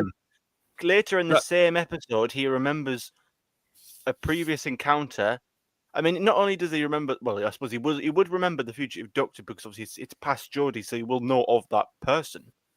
But how on earth he's remembering adventures and faces and people he's met as the fugitive Doctor, when it was clearly established in season 12 with Fugitive of the Judoon and The Timeless Children that the fugitive Doctor and the 13th Doctor did not recognize each other in the slightest, didn't have no memory of each other, and yet in this episode, he's recalling episodes or recalling adventures that he's had, meeting people, winning bets against whoever, and he's not supposed to have any. Remember, it's not again. This isn't some small. It's not only nitpick, that. this is a glaring plot hole, which Cinnamon. proves to me: did Russell T Davies not watch The Timeless Children or season 12? Because it's again, not that's even quite that. a glaring thing for me. It's Pretty not quietly even wrote that. it. It's not even that. It's the fact that the Doctor is supposed to be an alien from Gallifrey, right? Yeah. He's not culturally black. He Yeah. may look black, but he is not of that culture. He is therefore manipulating that culture to accept him. You know, but it's like It's cosplaying. it's like what really annoyed me about that is how the writer in particular wrote this story in the setting of Nigeria, where being homosexual is illegal and you can face up to Yeah. 14 years in prison for it. Not mentioned once, but no, everything's great. Everyone loves him. It's like everyone knows his name, and he's like, you know, never established previously, but it's like Cheers, bloody man. cheers, isn't it? You know, it's Yeah. like. Cheers, man. Yeah. And it's just like, well, do they know? You know, it's the safe Yeah, space. maybe not let that one slip Yeah, out there. it's the safe I don't space want of to the tell people that one. barbers because they are more, you know, where the homosexual types go. You know, is that what it is? And then of course, It's like the setting when itself. the I was happy with. when the Ruby Doctor turns up, whatever the fugitive, whatever. Now it's implied that she's a lesbian. Yeah. Was, you know, it's like, Yeah. what the hell? Like, Well, you're really just going to go all out here and alienate as many people. But And again- it's not helping us. It's not helping it. It's making. But again, bringing Joe Martin's Doctor in, right, for the 15-second cameo. I mean, to talk about inclusivity and diversity and all. Like, no matter what you think of her, no matter what you think of her Doctor personally, I think the way Joe Martin has been treated by the two showrunners now has been absolutely disgusting and terrible, the behaviour. I mean, if you're going to make a big deal out of the future, what? It wasn't even 15 seconds. It was like 7. At a push, he said one little line, one sentence, possibly 2 at a most, and that was it. It's like they've really called her back, paid her probably more money than any of us probably get in like 3 months. Yeah. Probably more than that actually. To be on screen for 7 seconds. All right, And how are we supposed to Costume accept on. that this is Just not costume on, give us tokenism? 2 sentences, and that'll be it. This is tokenism. It's tokenism. And you're trying to legitimize it. Well, Every why is opportunity he that all just- right with that? just That's what I as don't anyone else. understand. That's what pisses me off The about real Joe Doctor Martin. is just as much as the Doctor as Tom Baker, apparently. Yet she can only muster 7 seconds of screen time. Yeah. Roughly 1.5 sentences. I'm But not why buying is it. Joe Martin tolerating that? Joe Martin should have told RTD to fuck off. She should have actually told Chris Needs some Chibnall to money. fuck off as well after And then there's a little okay, clever such line a about, big maybe deal it's of a story that'll this be finished version one of the day, Doctor, you know. and then like she doesn't appear. She appears as a hologram, if I remember correctly, in one of Chib's episodes. Then as well. I mean, ever since they brought her to No, the the Doctor, screen, she's just been absolutely, you know, underused or underutilized, and she's went along with it though as well, which pisses me off. It's not even that. It's like every time she appears, we don't get any more insight to it. Every time No. she's appeared, is always a little line. You know, like even this one. Oh well, I'm sure that it's a story that'll be finished one day. It was like a big finish joke, but it was like every single appearance she's had, we don't get any extra knowledge. It's just every single time she pops up, it's just, well, this will be explained in the future at some point, whenever it can be, someone can be asked. It's that every single time. Oh, this will Yeah. be explained in the future It's- when someone can be bothered. It's Like every the single six time. Doctor thing, isn't it? It's the just six there's Doctor the thing. I'll concept. explain later. I'll explain later. Like the six Yeah, Doctor. the old trope. But it's just there because I mean, like anyone who was remotely black in the last 2 seasons or the last era was brought in, sandwiched in. Look, and I didn't know. I don't know if Russell T Davies did what he did with what was it? Or what was that one? The one where everyone was white and racist. The Oh, Dot Dot Bubble. Bubble. Dot and bubble. Yeah, Dot and Bubble. Did Oh, he good. come out afterwards and say, "Well, Did anyone notice that everyone in the episode wasn't white? No, of course not. So there's a real double standard here, and that's the one thing that really annoys me more than anything about this is how divisive and nasty and manipulative it is. It's like they are so racist that they parade this around like it's a trophy, and they divide people. They judge people on the color of their skin rather than the content of the character, and they've showboated Ncuti Gatwa like a trophy rather than as an actor of any competency, which he isn't. But they've not really allowed him to explore the character of the Doctor. They just like wind him up, let him go, and he can be himself. And fuck the Doctor. It doesn't really matter. It's Ncuti Gatwa's show now. And that's it. And the whole thing about this very divisive way of thinking is that they will never ever understand that what they are doing is racist, it's misandrist, it's sexist, and the way that they had the black men as well in this kowtowing, prostrating themselves on the floor in front of the that is like you. What is a woman, Pete Mitty? What or what's his name, Ellens? Right. What is a woman? Yeah, they'll do circular reasoning. It'll be like, a woman is somebody who identifies as a woman. Well, that's not an explanation. That's not how it works. It's recursive logic, and it goes nowhere. And this is all about exposing how DEI within the BBC fails, because you've gotten someone who's not a qualified Yes, he's got qualification in writing a stage play for National Theatre. Well, I'm sure that was gifted to him on a plate, because I wrote a poem in the TV something we all did in like primary school. And it's like how many people, and it shows as well. It really does show this episode. There's how many people are not getting writing credits or ability to get a job within the BBC purely because of the content or color of their skin. I mean, I would, if you want to do blind casting in terms of script writers, whatever. Fine. Send in your script. We'll pick the best script. Doesn't matter who you are. True. Okay. That way you get rid of all this nonsense. At some point, it's a bit like me. With me currently volunteering at the hospital, one of the big thing in my group was, we're volunteering for all the, the talk about trying to get employment. It's experience. But when you're trying to get into the hospital and you don't have that experience, it's like it's a contradiction. It's like, well, how can you get in if you haven't got it? Well, you can walk in and be a nurse, like what's her face, Belinda, and then have a go at the doctor, and then you were right, I'm wrong. Oh, right, so that wouldn't happen. Would never happen. And it's like they keep giving Belinda lines that I feel the doctor should be saying, like the whole hurt people. I would prefer the doctor to say that. I mean, I don't know. You might not think might not like the wording, but why is she being the one that is like? Because she's a woman, and therefore she's not only a woman, she's a woman of color. Therefore, she's more important in the hierarchy than a gay black man, because he's still a man. It's just, it's not. I'm not saying that obviously she can't see anything, but it's just there's a few times in the season where she said a few things. I thought, well, that's kind of a somewhat doctory thing to say. Oh, but he's not the one saying it; it's you, and it's It's like because they keep making it so that the companion is equal to the doctor. That's how a dynamic should not exist. Yeah. Well, that's why they don't say companion anymore on the iPlates. It's Doctor and Friends. Yeah, they've been pushing that for years now. You can't have her as secondary. I remember. I'm sorry, but she is, and she should always be, because she's. She doesn't even want to be there. She doesn't even want to be there. Not companion and the doctor, or friend and the doctor. It's that's what it's turned into.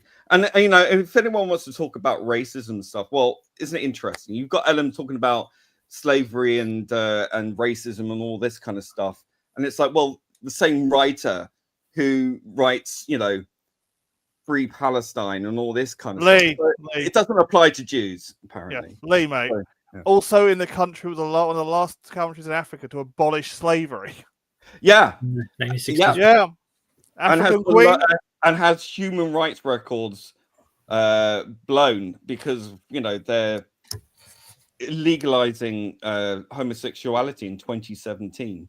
So that's not a colonizing rule. That's not a law created by the evil colonizers. This is a law from 2017 with what was it? At the time, it was like an 87% approval rating, and polled, I think, later on in 2020, I believe. I could be wrong, but that went up to 92% agree with that law. Just want to point that. Not mentioned once in this episode. Yeah. When I watched it, I did think when you had sex education, which is obviously where Shooty made his name. Well, the big household name that he is. It's I don't know which season it was or which episode it was, but there's a particular point in the show where he goes to Nigeria, where his family are, and he sort of he dresses up in a similar outfit that he has in this episode, and then there's some certain scenes where he goes to the underground Nigerian kind of gay scene, and it's like there's those scenes, and I thought if you didn't know sex education, or if you hadn't watched Doctor Who since Capaldi or something, or you dropped out after the first couple of Whittaker episodes, and I said to you, and I put those two episodes side by side, the sex education one and then the Doctor Who one from this episode, and put them together side by side, and showed them to you, and you were that person who didn't see any of them. You couldn't really tell the difference. It's both Shooty in costume in Nigeria, basically kind of playing the same kind of character. Well, really. It wasn't Nigeria; it was Cardiff, mate. Yeah, This one. It wasn't actually Nigeria. It didn't go there. It was a set. Well, yeah, no, but it's set there. It's just the point. There has to be a distinctive feature to it, and it's like again, if you watch those two clips or those couple of clips back to back, and you didn't know any different, they would be the same. And it's again, it's like a double-edged sword. I like the fact that it was set in Nigeria. Just because it's a British show doesn't mean it always has to be set there. But it obviously should, in general, represent British values. But the show doesn't at the minute. Though. That's the problem. But it's I don't mind the premise or the setting or his costume. I quite liked his costume. If anything, I see his costume the same way as him wearing that. And yeah, there is a discussion about him wearing it like a costume, like he wears the gear as a costume as well. I get that. But I see him wearing the African culture clothes, the same way as he might wear a Victorian outfit in a historical setting. So that I haven't got a problem with. But it's the double-edged sword of it. So I don't mind the costume, but I can't argue with people who say he does it to fit in, and that's what he does. It's like this episode. It's like he's walking around being all pally with people. Oh yeah, I know you. Yeah, how's your mum? And like he knows everybody, and it's like he's acting like one of them. And it's just when he sits there and preaches about needing to be accepted, but you don't need to be accepted. You've toppled gods. So what was that in looks? Oh, I've toppled gods or whatever. I'm this. I'm an evolved life form. He bigs himself up sometimes, and I'm fine with that. But then you sit there and Belinda, oh, that's the most human thing you said. Oh, no, it shouldn't be. It shouldn't be human. He doesn't need to be accepted by humans. Doesn't need to be accepted by any culture on Earth, any group on Earth. He's above that. What was it? He said, what was it? Capaldi says that the other side to really rip up and use every time and overquote it like Martin Luther King. Oh, Time Lords are so above humans' concept of gender.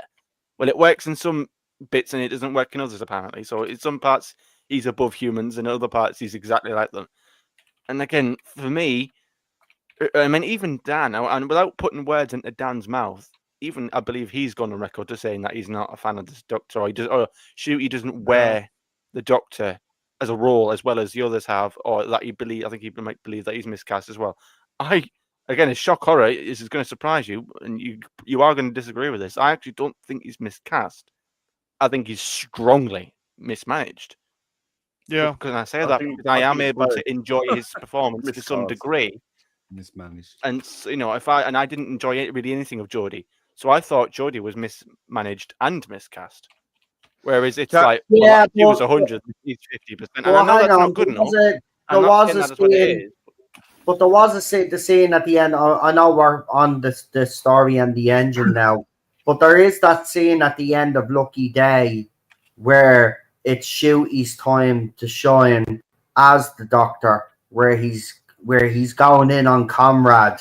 And got to be quite honest with you, I don't believe he is being mismanaged. I do actually think he is miscast. He doesn't have the gravitas. No, he doesn't. He doesn't have it, just like Jodie Whittaker didn't have the gravitas. He doesn't have what it takes to play the Doctor. In my opinion, anyway, I just don't think he was the right choice for the Doctor. When he was originally cast, I was excited, like a lot of fans. You know, I'd give him a go. You know, some people were saying good things about him. Other people were saying bad things about him. But I wanted to find out if he could do it myself, like, you know, when I watch him. But I have to say, he's 2 seasons in now. And I have to say, there's not one scene, to me anyway, that stands out and say, yes, that's the moment he became the Doctor. He still hasn't become the Doctor to me. And I don't, personally speaking, Cinnamon, I don't act. Hello? Oh, he's gone. Hey, no, you there? That's mismanagement. There he is. Go on, you're going. Go. No. Yeah, I said my piece. Oh, no, you cut out. That's all. But Oh, did I? I was Yeah. just saying, yeah, I think he's massively miscast. Yeah, I mean, obviously, don't get me wrong. That's a very obvious. subjective opinion. that he's I've- overrated. And He's overrated. Obviously, I'm not He- saying for everyone that He's you're all wrong, but- overrated. He Yeah. is a. Oh, he definitely is. Yeah, I mean, again, overglorified- this notion wait, that he's a he's household an name and that he's going to go to overglorified- Hollywood and become a big star. One at a time. He's an overglorified cabaret act. That's what he is. He's a fashionista. He is not an actor. I'm sorry. Yeah. I've seen people like this in nightclubs all my life, and I know the type very easily. And he has gotten where he is. God knows how. Well, I think we can guess. But I will say, when he delivered that awful, awful speech written by Pete McTeague, the way he delivered it was absolutely fueled with hatred and bile. It was nasty. He was nasty. The whole thing is nasty. And that's everything I think that exemplifies this era is how nasty, mean-spirited, Vicious. patronizing, condescending, aloof nastiness. And that speech was delivered purely from, I would argue, that was hyper racism and hatred of white men, particularly. I am convinced that this guy absolutely hates the guy who was raised in Scotland, whose family escaped a horrible war In and was Rwanda, raised yeah. here. Well, had a great free education, probably paid for education. The guy is now worth millions. It's so horrible here, but he feels safer in Nigeria, where apparently, where you can go up to in prison for up to 14 years for being gay. But no, it's so much better over there. But here it's so terrible, and we're so evil and so racist, so intolerant, blah blah blah. And yet, I don't see that because he is where he is. He's been handed the golden bloody spoon here, and it's incredibly ungrateful for it, quite honestly. And that sickens me. It's like you hate us and you hate this place so much. You take advantage of it and rub that in our faces and tell us how terrible and awful we are when you are the most conceited, arrogant piece of shit I think I've ever seen on TV screens. And I have no time for it. A lot of them I have. It's the most It's awful. aggressive. It is. Production team. And with that, I've got to go because never- I haven't eaten, so I'm going to go and have dinner. And I've got No problem. It's nice to have you back on. I will obviously see you in the chat on Saturday for me live reaction because I know you do be in the chat and all listening to me heartbreak.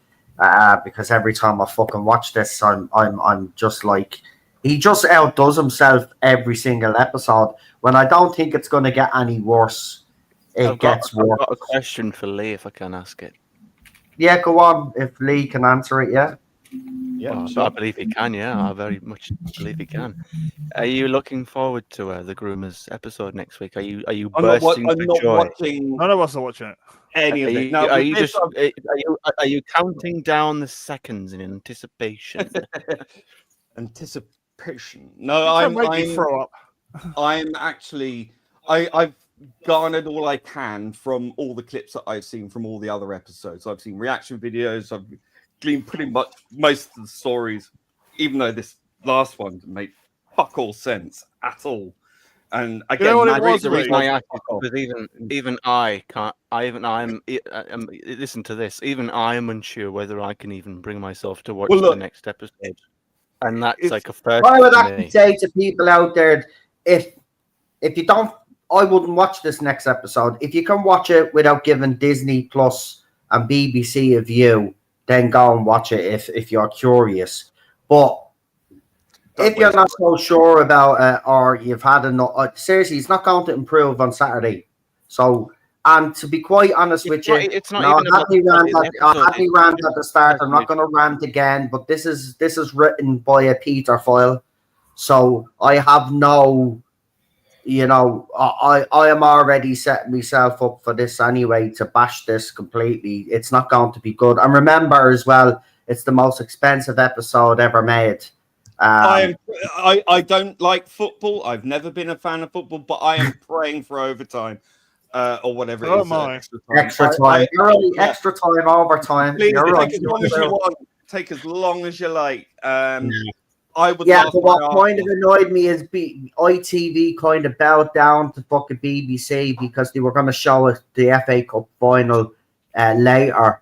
But because BBC wanted them to kind of move, I think BBC have ITV have actually done that for BBC. But I do hope it goes into extra time and penalties, because if it goes into extra time and penalties, then this episode then is either relegated to just staying on BBC iPlayer or switches over to BBC Two. I still think, regardless of whether it goes on time or not, after last week's episode, particularly, I think that will have a knock-on effect anyway. And I think if people get a wind of this, are just going to be like, I think this could be the most expensive flop in Doctor Who history. Yeah. I think it's on us to share it. I know you have as well. I will say, in answer to the question, will I be watching? No. And I don't think any self-respecting person, whether you're gay or straight or whatever, should be watching it. I think it's refuse. That's why I'm struggling with it. It's not even the episode itself. It's just the idea of sitting there and watching this episode, knowing that it's written by this person. That writer has no business being a writer on Doctor Who. None. Exactly. They are disgusting, vile piece of shit. And they are homophobic as fuck. They hate so many people. Anyway, women, misogyny. No, you're right, man. You name it. And I will say, they are vile in the most heinous way. They look vile as well. Manipulate children with these horrible books. I can't even speak on that anymore. I just don't like him. I don't want anything to do with it. And that's why I won't watch a full episode or give a view to the BBC. I don't pay my license anymore anyway, because I withdrew my consent to that.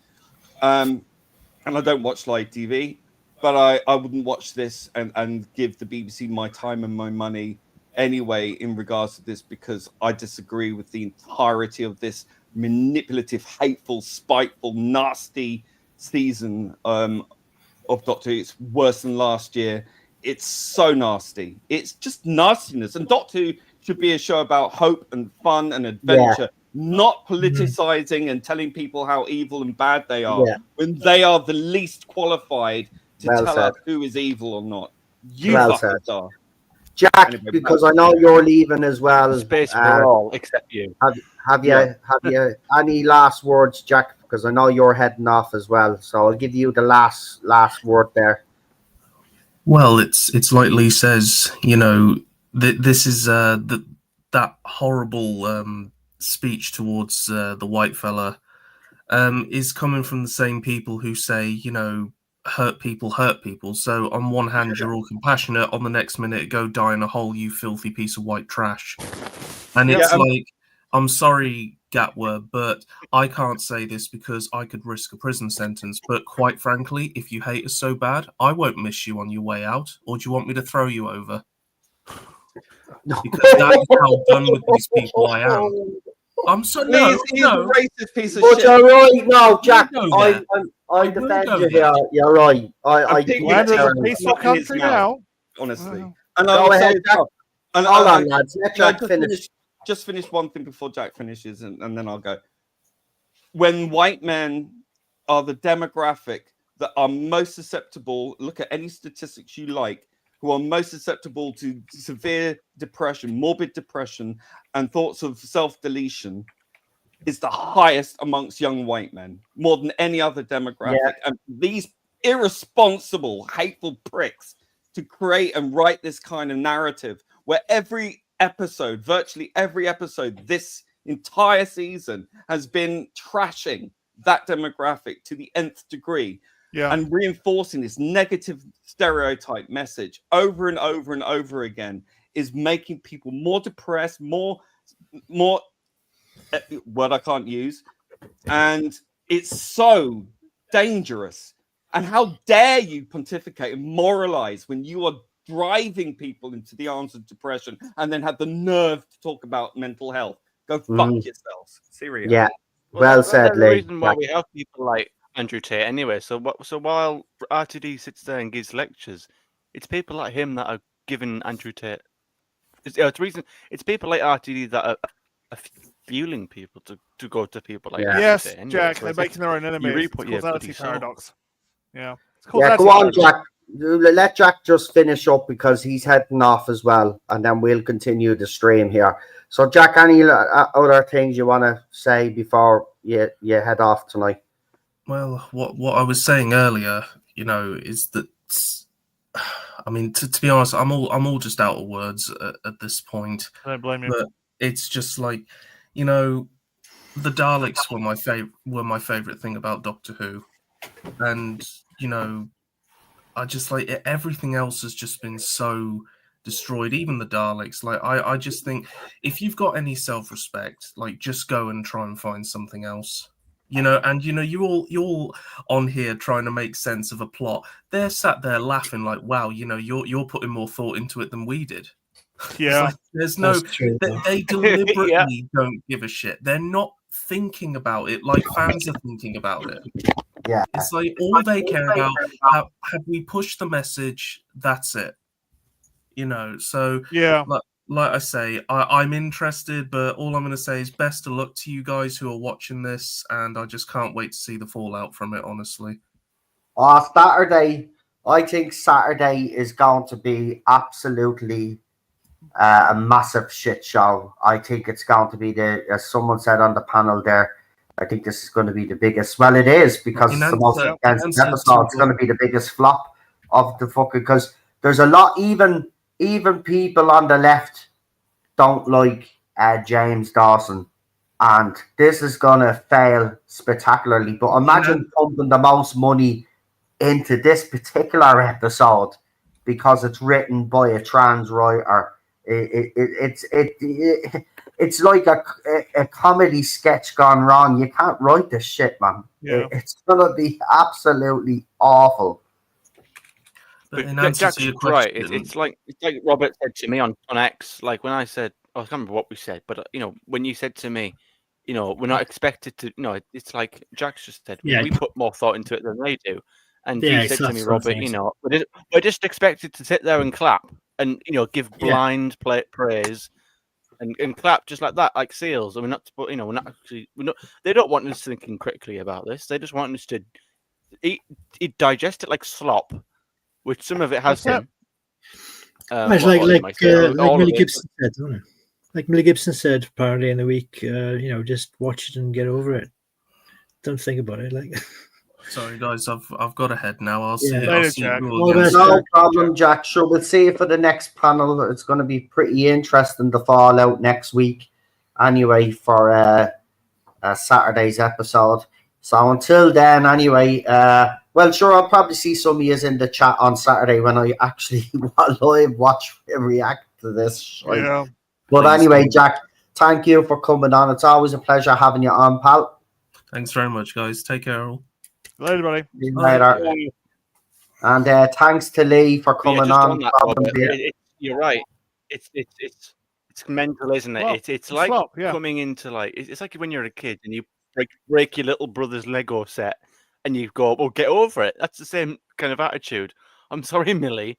This is actually the second time she's spoken out about this. They're all jobbing actors anyway. Yeah, we fool ourselves to think they really care about the franchise of the series. You know, it's and like I say, I'm sure RTD came back to use it as an activist platform, and we can see that what the product of that is, you know, it's really a bit of racism against everybody, and even against black people. You got this idea that whoever did the casting director for this allegedly Nigerian episode, everybody in Africa looks the same apparently. Just pick somebody who isn't white, and yeah, they'll do for Nigerians. Yeah, you know, sort of I'd love to know, have a word. Somebody from Africa would tell me. They could probably say which country their antecedents of each of the people in the barbershop were from, and if any of them were from Nigeria, I'd be surprised. And it didn't show any of the Nigerian culture or the Nigerian surroundings. They didn't go walking. They didn't film me walking down through some landmarks in Lagos. One market in Africa, it probably looks quite similar. That's probably my prejudice too, but you know, it's like all this cliche. Oh, hello, auntie, hello, brother, and hello, uncle. How many times have he been there? I mean, how long has he spent? You know, we've seen him regenerate. We've seen his. Do we only see like 5% of his life as part of the show, or what else have he done which we don't know about? And I don't know. It's a ridiculous episode it was. Like, do you know what it was? What was it you said as well? That this was going to be a companion piece to Dot and Bubble. Well, the It funny wasn't, thing though. is, it was nothing like anything. It No, wasn't. it's It was, nothing like it was nothing similar. I mean, that's the one thing I can say. It's one thing I can say about this episode is that thankfully, from what I was able to digest, and I've watched it twice now, there wasn't some sort of anti-white, you know, hatred or rhetoric. Thankfully, not that really should be any praise, because you shouldn't be doing it anyway. So I'm not going to praise you for not doing that. In fairness, But it wasn't pro African at all either. No, do you know what it was? Stereotypes. Robert, do you know what it was? Yeah. It was the story of the fates from Greek mythology, rebadged. And other mythologies and other things they viewed of in a chat with his friends over tea. Yeah, over it was just the fury, the fates, and the loom. That's what the hair was. That's what it was. I mean, the concept. Do you know what I will say? I thought the concept a lot of itself, and there was a lot of the story. And I'll say this: what? Sorry, mate. Was that like? No, there seems to be a delay. Sorry, I thought it's PD had finished up, and that's why I jumped in. But then Cinnamon jumped in because I think there's a bit of a time delay on Cinnamon's end.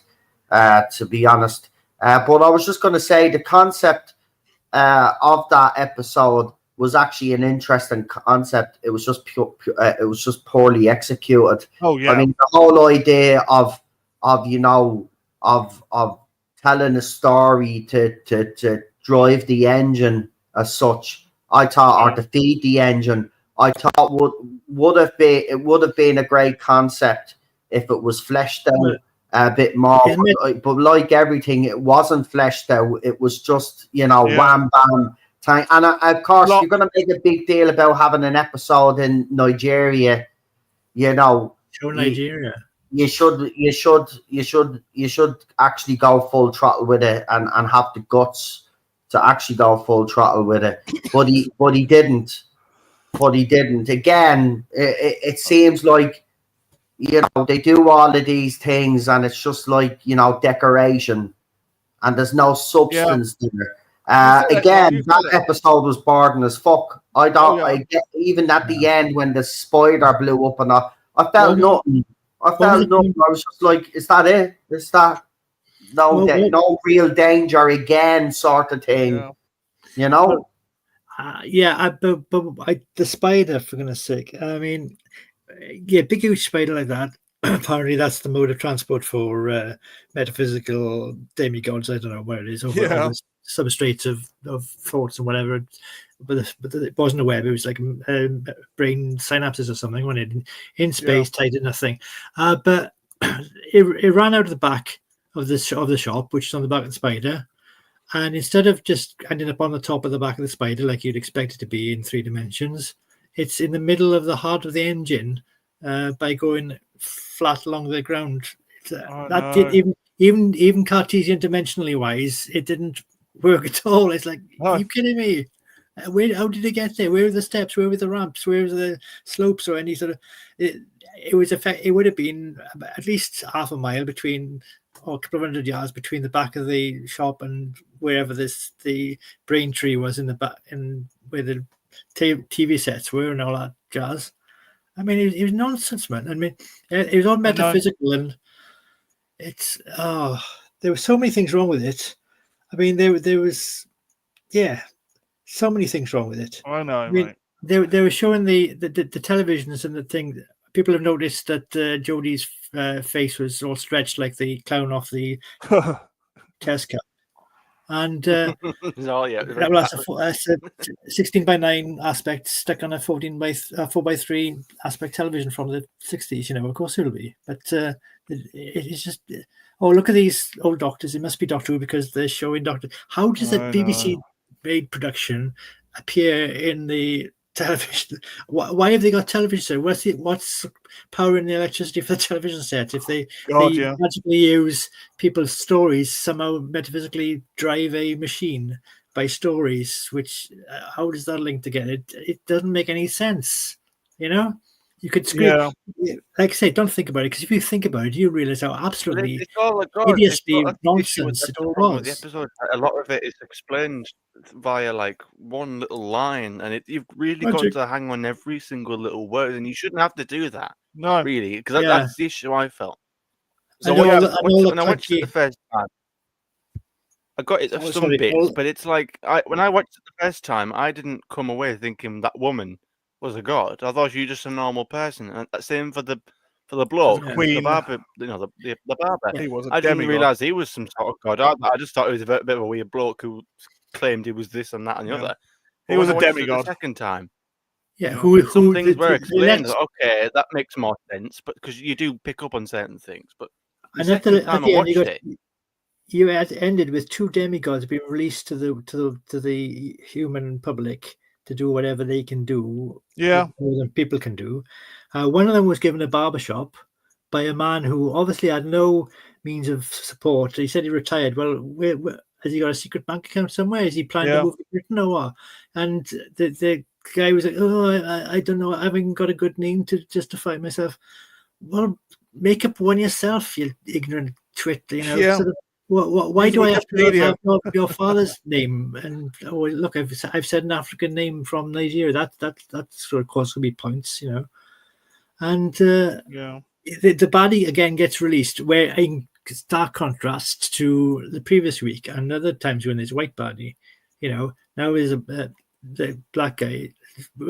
Pardon me, anybody using terms like black guy, because I don't mean any racism. That's like color, but you've already had the racism of thinking everybody looks the same with the casting director, but that's beside the point.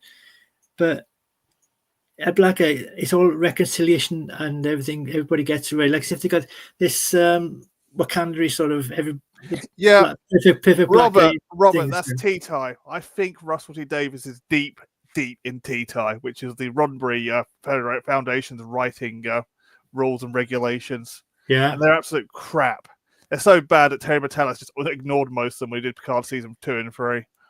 Well, as far as at the end, everybody got on and everybody forgave each other. Right? Look at the way Africa is at the moment. Unfortunately, the situation in Nigeria, Nigeria, just that country, you got Muslims in the north killing and burning churches and killing people and kidnapping children because they don't want to teach them have education, Boko Haram and stuff. and all the Oh, trouble that's going on there. You got the Sudan, North and South Sudan at war with each other. You got people in Congo killing Christians and churches in is it Congo? I lose track of all the troubles. Yeah. You got the white South Africans running for their lives in South Africa and get asylum in America, you know, and all the other things going on in Africa. Yeah. Oh, but no, black people, they're lovely people who always get on with each other. I mean, Shooty himself, as we all know, Rwanda, one of the biggest. Rwanda and Congo are fighting, yeah. When the genocide in Rwanda years ago, you know, Tutsi versus Hutus were macheting each other to death by the hundreds, you know, and they got this cheek to say that white man's bad and everything's all, look, we forgive each other now, but it's just one of the most. Usually, I think about things after the episode and I think, oh, that was a bit odd, that was rotten, and that didn't work. Yeah. But this episode, I mean, it was bad. It was stank. I told him about stink. He said London stank, and you could tell he's London by the smell.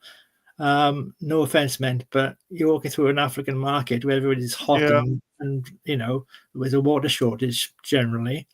That's not going to be too pretty to the nose, you know. Like I said, like I don't know, people would get accused of being racist by even saying that, but the truth is truth, you know. Yeah. You can't just 1 minute say that the one city smells, you know, the city is, hey brother, hey uncle, a thing, you know. No, when did you have time to get to know these people? And they didn't warn him about the mysterious vanishing of his friends. Yeah. If they're so big in Pali, why didn't they say, oh, hi doctor, get quick, I'm glad I saw you. They've your friend's gone missing, and we can't get to the barber shop, and there's, you know, turn back from the barber shop. Yeah. None of it worked. No, it was a complete disaster. But on the good side, it was beaten by pointless celebrities and the news and the weather podcast. Oh, God. So that's how popular it was. I mean, Robert, the only thing I can say about it is, one, Ghostlight is forgiven. And two, my friends adore me, but she's a massive Doctor Who fan, and she didn't know what the bloody hell was going on either. No. It was.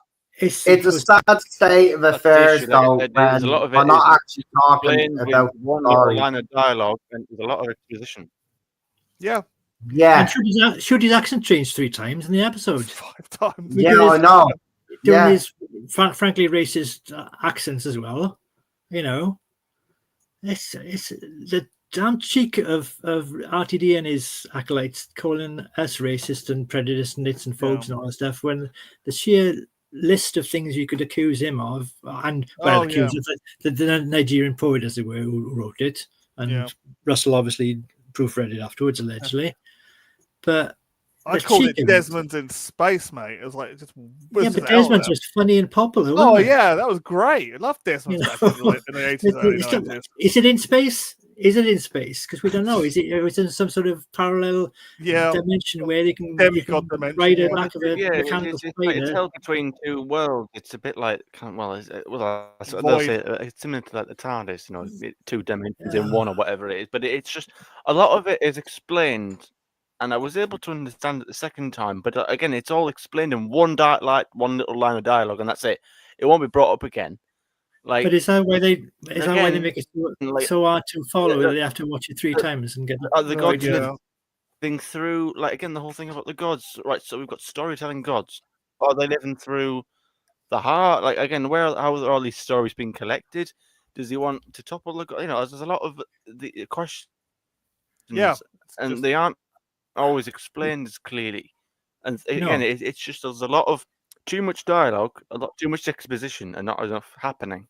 And that's just the problem with, again, maybe lack of experience. That is lack of experience writing for TV kind of shows up, because there's kind of a lot of information, too much information. It's RTD's job to say, right, this script. And they kind of, like, for example, the whole story's plot or resolution will all be put in one little line, expected to remember it.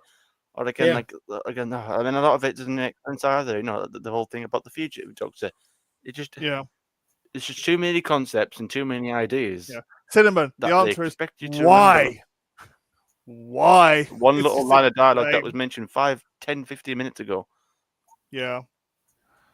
And The whole thing was a mess. There's not the excuse that he's a new writer and this is the first thing actually people have put on television for him, because RTD's not a new writer, and he's supposed to have a production team looking over the scripts and thinking whether it makes any sense or not. They as Jack says, they don't care anymore. They don't think, and why they expect the public to care when they obviously don't, and they're just using it as a popular name to tag some activism hour.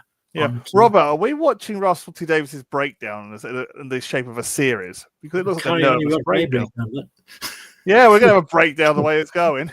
No, it's like no. I mean, Robert, I don't know. Incredibly nervous and sweating every time he goes on an interview. Yeah, you got a point. It's like some guy.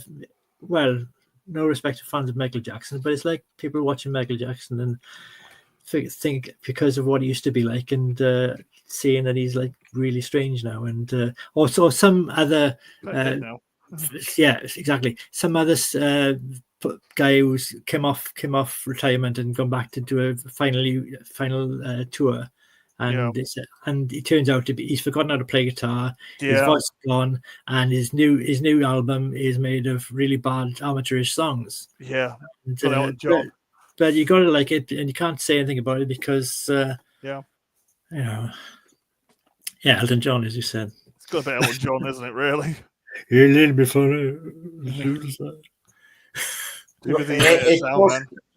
Again, as I said, there was an opportunity here.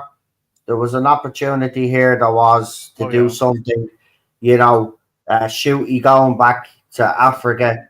You know, whether we like the idea of an episode being there or not is besides the point. But you think, you know, him being a man from Africa, he would have demanded more from this Maltese culture. You know, it just didn't deliver on any level. Like they constricted it anyway. You're in a hairdresser's, and you could have had that hairdressers in fucking some parts of England. Like, why go all the way or claim that you've gone all the way to Lagos or Lagos, whatever the fuck other place? You know what I mean? When you could have done this episode in the UK, it just seemed pointless. Yeah, I know it was filmed in the UK, but you know what I mean? It was a drone shot. The story itself was set in Africa, right? Yeah. So you would think they would make it. Maybe they weren't allowed to go to Africa. Like they were actually in Africa, but we didn't get any of that shite. No, maybe they weren't allowed to do outside filming because of they knew the reputation of the show and RTD. Perhaps they didn't get a visa for, you know, send somebody out there to get a drone shot of a market, but they weren't allowed to actually come and film in there because they didn't like certain people who do that production and what it's known for. Yeah, I'm just thinking off the top of my head, you know? We don't know. I mean, there should have been an excellent opportunity for Nigerian tourist board, and I think, come and see Lagos and come and see Nigeria, and we can have you go here, there, and everywhere, seeing all the sites. It's like, but you see, you know, when you see even Shooty's not stupid. Shooty knows that if he went over there, you know, they're very anti, you know, gay over in some parts of Africa. As you know yourself, they even have actually, you know, even castrating some gay men over there as well. It's like, it is ridiculous. Like, but you know, I think this is, you know, this is why an episode with Shooty in Africa was never going to work anyway, and they should never have even attempted to even do one. See, this is my point. Then what was the point?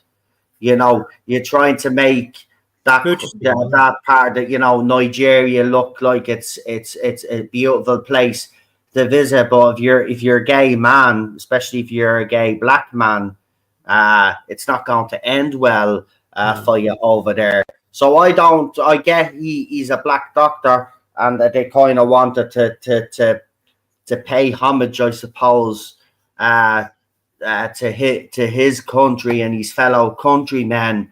But to me, it was never going to work. And, you know, I just think the two stories in general were boring. You know, there was hardly any plot, as Cinnamon did to actually say there's a line where it explains the whole thing, you know, but that's not what we tune in. Like, you have to flesh this out. It's like RTD has forgotten actually how to write. To be quite honest, and as Lee said earlier on, and I think Jack said it as well, it's like they don't give a fuck. They're not putting any thought in it. As Jack said, I think it was Jack, we're putting more effort into trying to explain what happened, and they are actually fucking, you know, trying to get a coherent story out there. I'm just thought, look, you know, a few weeks ago, I think for me was the breaking point anyway, as you know. Yeah. I just like lost it.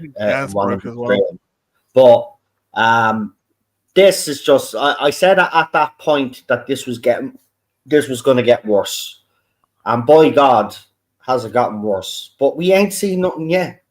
This is the thing, we ain't seen nothing yet, because on Saturday now you're going to see it, and then we've got 2 episodes. Then after that, the season finale. This season finale is going to be an absolute joke. I'm telling you now, and he is going to listen. If you think it's bad the way he's come after us now, that season finale now is his final chance to stick 2 fingers up at all the fans, and he's going to do it. And be under no illusion, this season finale is not going to be great. It's not. Don't care if it's being shown in the cinema. I think it's actually a waste of time to get cinemas to show this, but they're going ahead with it. Anyway, it's being shown here in Ireland as well. I don't think there'll be many Doctor Who fans. I'm pretty sure if I rang up looking for a ticket at Cineworld now, I'd actually get a ticket, even though, you know, in some cinemas there's limited tickets and all of that. You won't have a problem here in Ireland with that. The 50th anniversary, like, I was even lucky to get a ticket for that. And my brothers got me those tickets. As I said, they got me that for my birthday. And, you know, they were even lucky to get those tickets for us. I mean, when they surprised me with that, I was bleeding over the moon. I did, because my brothers weren't originally Doctor Who fans and became fans because I kept watching New Who on Saturdays, you know, and they, at first, they wouldn't be in the room with me because I'd have to watch upstairs in the bedroom. Like, because my mum and dad would be watching whatever, because my dad didn't watch Modern Who. He was a classic Who fan, but he never really got into the New Who. So I'd have to watch it upstairs. And then I think it was one Saturday night they decided to sit with me while I was watching it. And I think it was midnight was the episode. And they thought, oh my God, this is actually pretty good. So they actually went, when I left home and went out on my own, like, I had Colin Morgan, that's why. My 2 brothers actually went back to the very start, William Hartnell, and watched Doctor Who all the way through. I remember when I came home, when it didn't work out on me, when I lost my job and I had to go home for a few more years. Like, you leave home and then you don't want to go back, but then sometimes you have to go back with the tail between your legs. That's what happened to me. But when I came back, they were able to tell me more about fucking classic Who than I fucking remembered. Like, they had become experts on the thing and fell in love with the fucking show. And that's what it's all about, you know. If they were to watch, I don't know, I wouldn't say they're watching the current version. I could tell you now, they would be they'd be the same as me, absolutely devastated the way this show has turned out. There was the thing that pisses me off is that all fans ever wanted was for Doctor Who to keep up the standard. New Who has a different standard to Classic Who. Classic Who is the gold standard. You know, I thought New Who in certain episodes and certain eras, you know, reached that gold standard, but it was mostly silver, which there's nothing wrong with that, right? There's nothing wrong with having it. You know, you're never going to reach the peak of Classic Who, but some episodes did in the New Who era, right? And a lot of people were genuinely happy. You know, it brought in a new audience as well, and Doctor Who was popular again. I mean, I'll be surprised if this makes money. This season finale makes money in the cinemas, and I can guarantee you, by the way, that all of the people that are spinning the ratings, when this season finale does do bad in the ratings, they will blame our people went to watch it in the cinema. Here's the thing, right? I'm going to tell you now, right? And this is a fact. It doesn't matter if people go and spend money in the cinema to watch it, right? No. They'll go home and watch it on TV again if it's available. Yeah. Yeah, if you Right. want to. Do you know what I mean? So they will watch it again, right? So if the ratings end up being, don't use that excuse. The excuses have run out for me. Bank holidays, it's the summer, they've changed the time. Listen, 2005 when Doctor Who came back, as I said, March to June, that show ran for, and it never had any problem with ratings. The problem is the writing, and until you all actually, the people out there that need the reality check, you need to realise that the standard of writing is completely actually, I wouldn't even say there's any writing going or any critical thinking going on with this show now. It's just Pete McTeague, Juno Dawson, James Dawson, fucking whoever else is writing for this. It's just like, all right, so what I want to, this is the message I want to plug now. So how do we fit this in within the Doctor Who narrative? Oh, we forget about the Doctor Who narrative. Let's just fucking write. And that's the way it seems to be. It seems like they're winging it. Yeah. And, look, the worst is to come. And if rumours are true, by the way, I know Jodie Whittaker kind of did show up on the little member berry scene where he showed most of the doctors except for Sylvester McCoy, someone pointed out, which was a bit weird. But if the rumour is true, Jodie Whittaker is going to make an actual appearance in this season finale. I just don't care. I'm sorry. They could have an animatronic William Hartnell, everybody, and it doesn't make a difference. It's ruined. It's just nonsense. In the name, it's something else with the name Doctor Who. That's what it is. It's a fantasy show with the name Doctor Who and some. It's gone like Star Trek. Yeah. Like Star Good Trek. night, Queen Charlotte. I don't know how long she's gone. We're just seeing that Queen Charlotte was gone, so I'll say good night to Queen Charlotte there. We're going to wrap up now shortly. I'm just going to bring Cinnamon on, but we're wrapping up because we're over the 2 hours, and I did say that I was sticking to 2 hours, but of course I never fucking stick to what I say. I know. There's a warning of the private chat. We're 17 minutes over, and I still have I've checked the threshold now. I've got a couple of more hours to go, and then it resets this weekend. So I don't want to not have any, because I'm actually doing the episode this weekend. I'm not going to fucking wait, man. I'm just going to get it done. I just needed a break last week. So, don't blame you. So, Also, just on that, the cinema excuse, that's BS as well, because if that, by that same logic, the 50th anniversary ratings would have been terrible then, because everybody would have been in cinema. I don't know what those ratings were, but they're fine. I think they were. I'll tell you now what the ratings were, right? And remember, it made a shit ton of money in the cinema as well. Mm-hmm. It was popular, wasn't it? Yeah. It was better than this thing. There was an actual event TV. It was an event occasion. It was a big thing. Yeah. The TV ratings were good, plus the actual cinema attendances were good. Yeah. So if by their logic, nobody would have been watching on TV then in 2013. Everybody would have been flooded into cinemas. Yeah. So it works one way, doesn't it? Apparently, but it was Shakespeare compared to this. Here it is, the Day of the Doctor, right?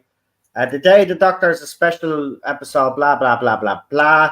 It was shown on BBC One on the 23rd of November in both 2D and 3D. There was a special. The special was broadcast simultaneously in 94 countries and was shown concurrently in 3D in Sun Cinemas. It achieved the Guinness Book of Records for the largest ever simcast of a TV drama. And it won the Radio Times Audience Award at the 2014 British Academy Television Awards. The episode was watched by 12.8 million viewers in the UK and received positive reviews. And that's just people at home, isn't it? And Yeah. that was people in the UK. So that was 12 million, over 12 million people watched it in the UK alone. That's not counting the cinema revenue and all of the other countries that were watching the episode. So the 50th anniversary definitely was a success. Isn't that and- like Lucky Days ratings like 10 times over? At least 6 or 100 7 times times. over. Yeah. Yeah. That's the thing as well that I wanted to say. You know, I don't really the Battlefield Part 1, you know, lowest ratings. That's often overused, and yeah, you know, it Very was. well. It's just with it being at the time, you know, like TV ratings were different in 1989 compared to now. So I don't really compare. Like some people do, they'll compare this to that episode, and again, it was well over 30 years ago.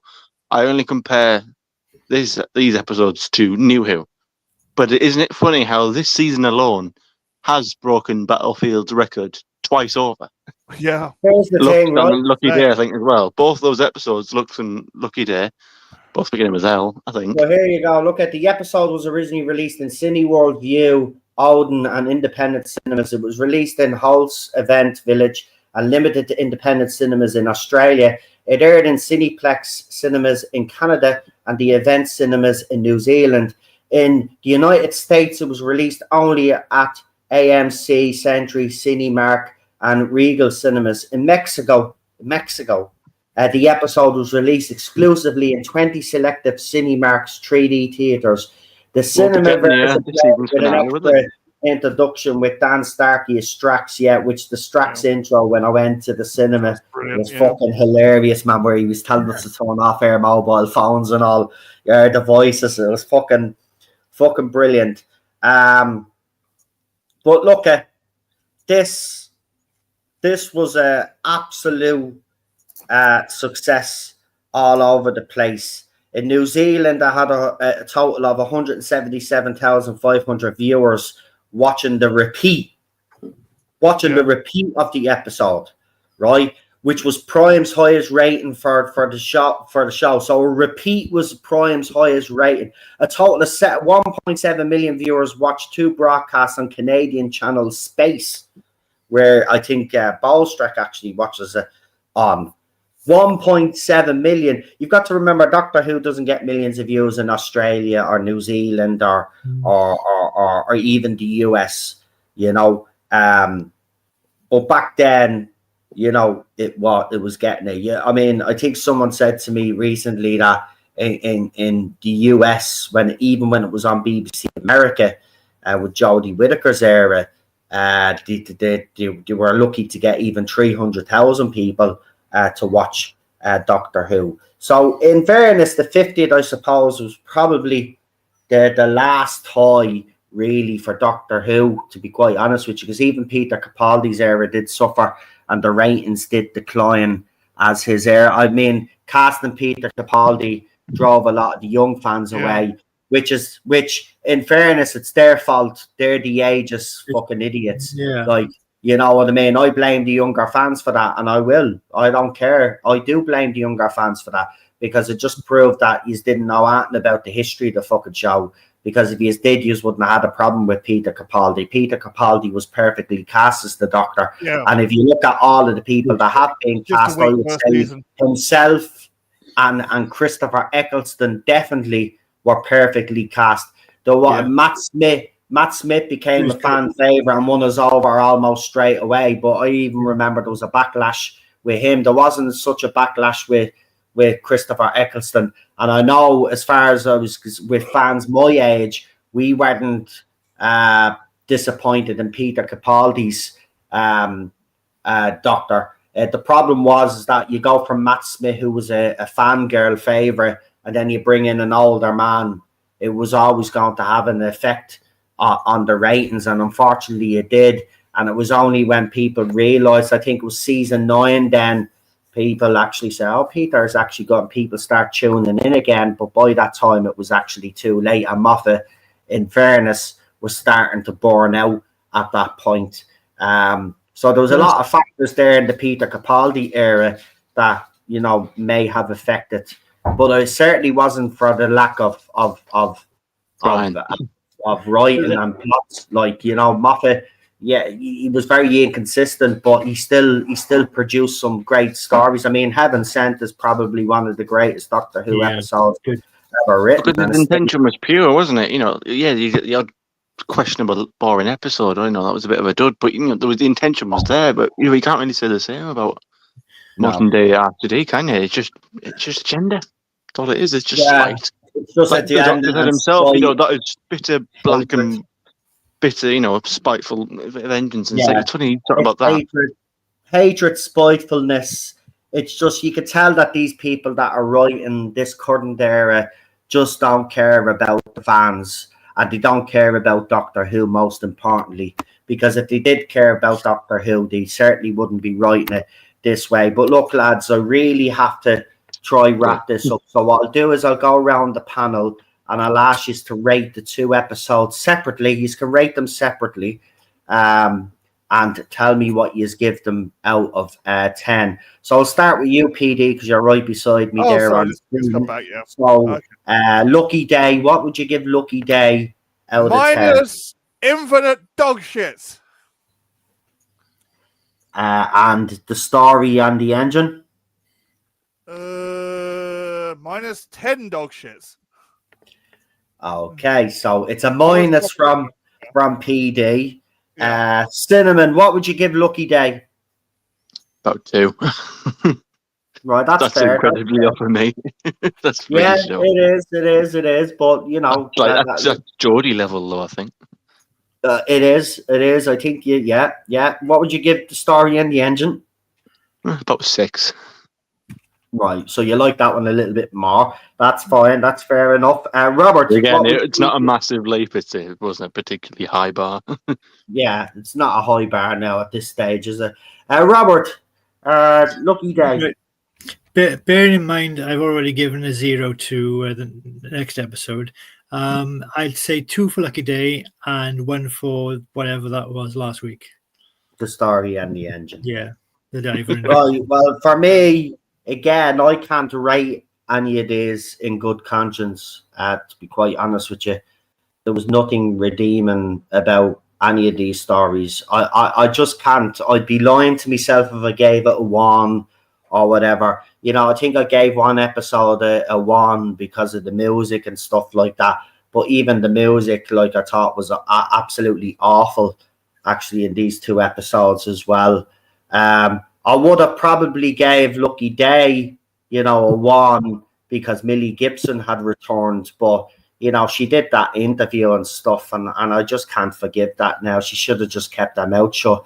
You know, out of all of the cast, I have to say, she kind of navigated her way through all of this. It's twice. She did open her mouth about it before. She just talked about the whole agenda thing before season 1 started, and this is now the second time.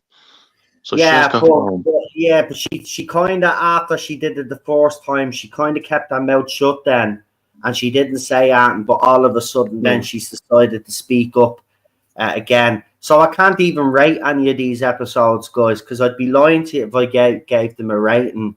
They're just unrateable as far as I'm concerned. It's at least with some of the Jodie episodes I could rate it, you know. Even if it was a negative rating, you know, I could rate it. But I don't even think this is deserving of even a negative, you know, a minus rating. I just don't. But my rating system is just for to compare the episodes within the series. I'm not saying they're particularly good or bad, but if you're going to put the ones in order, that's what I've used the rating system for to indicate which of the bad episodes were the worst in the series. You know what I mean? It's just putting them in a different order. I have to say though, I'm not looking forward to Saturday's episode. I've got to say, but I think I don't even know if I'm serious. I don't even know if I'm going to watch it. I really don't. Same as. Do you know what? That's massive. You got to realize that's massive for me. I don't think I've ever said that before. Listen, you know you can watch it because Bobby D will put that link in.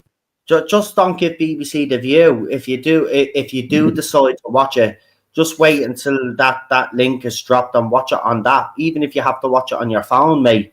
You know, I'm not saying watch it. I'm just saying, if you choose to actually watch it, then watch it.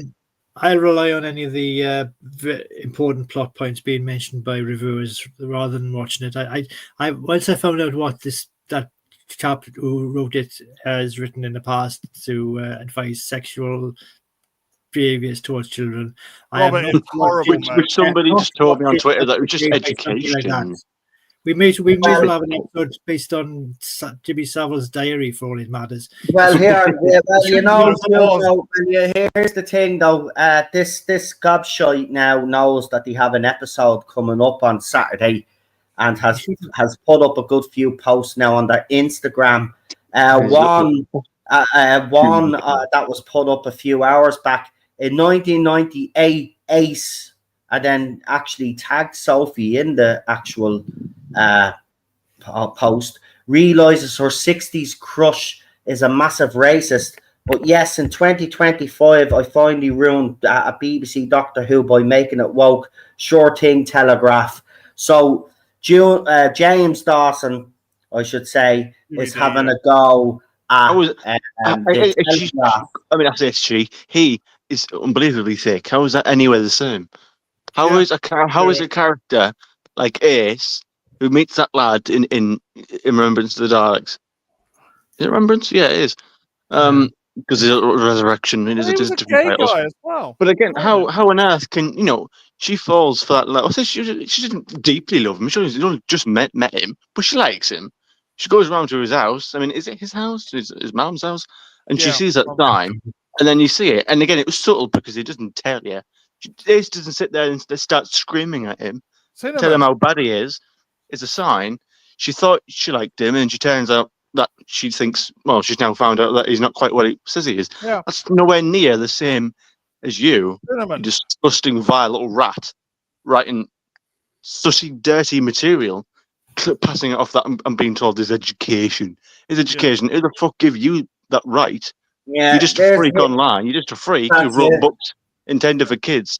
You're not a teacher. You're not teaching the curriculum. You've not got the responsibility. You're not an appropriate adult in a classroom. Exactly. No, definitely. You're just a weirdo who wrote a book. The elephant in the of room. graphic Absolutely images. spot on, man. You're spot on. Disgusting I mean, rat. I've actually, believe it or not, because when I kind of gave Doctor Who a break, as you know, and I got into got into Irish politics big time. Obviously, James Dawson. I keep saying Juno. James Dawson did an interview on a prime time talk show here called The Late Late Show, and was interviewed about those books, and was even bitching and moaning about how people in schools were protesting the books and all of this. Your books have no right in the schools. As Cinnamon has rightly pointed out, you aren't a teacher. Who are you? See, this is the whole problem. I just want to end on this because I don't want to get bogged down again. No, just say something quickly. When the schools, when parents kind of gave up their rights to teach their kids about sex education and allowed the schools to do it, this was always going to happen. This was always going to happen. Parents now need to start being parents again. Yeah. It's your job to talk to your kids about the boards and the bees, not some stranger. Right? As simple as that. Yeah. Shouldn't be left to the schools. Yeah, go ahead, PD. This character, the character that met Ace, the guy who played him was gay and died of AIDS. Oh. So it's a bit of a double whammy there from old Jimmy D, isn't it? Well, the context with Jimmy D is always going to be. I like that. Actually, I'm going to use that from now on. Jimmy D. Jimmy D. But Jimmy's episode, the most expensive. And I think that was deliberate as well. I think this is RTD. It is going to flop though. Even fans even people that are in the so-called LGB community. Called out as soon as they found out that Jimmy D was writing an episode. The first thing they start putting up was screenshots of the book. But as I was saying, when I we need to do it, we have to continue to post all that information up over the next couple of days. Yeah, whereas I moved away from Doctor Who for a while. As you know, we were doing different stuff on the channel, but I did actually read the book. This is Gay by Jimmy D.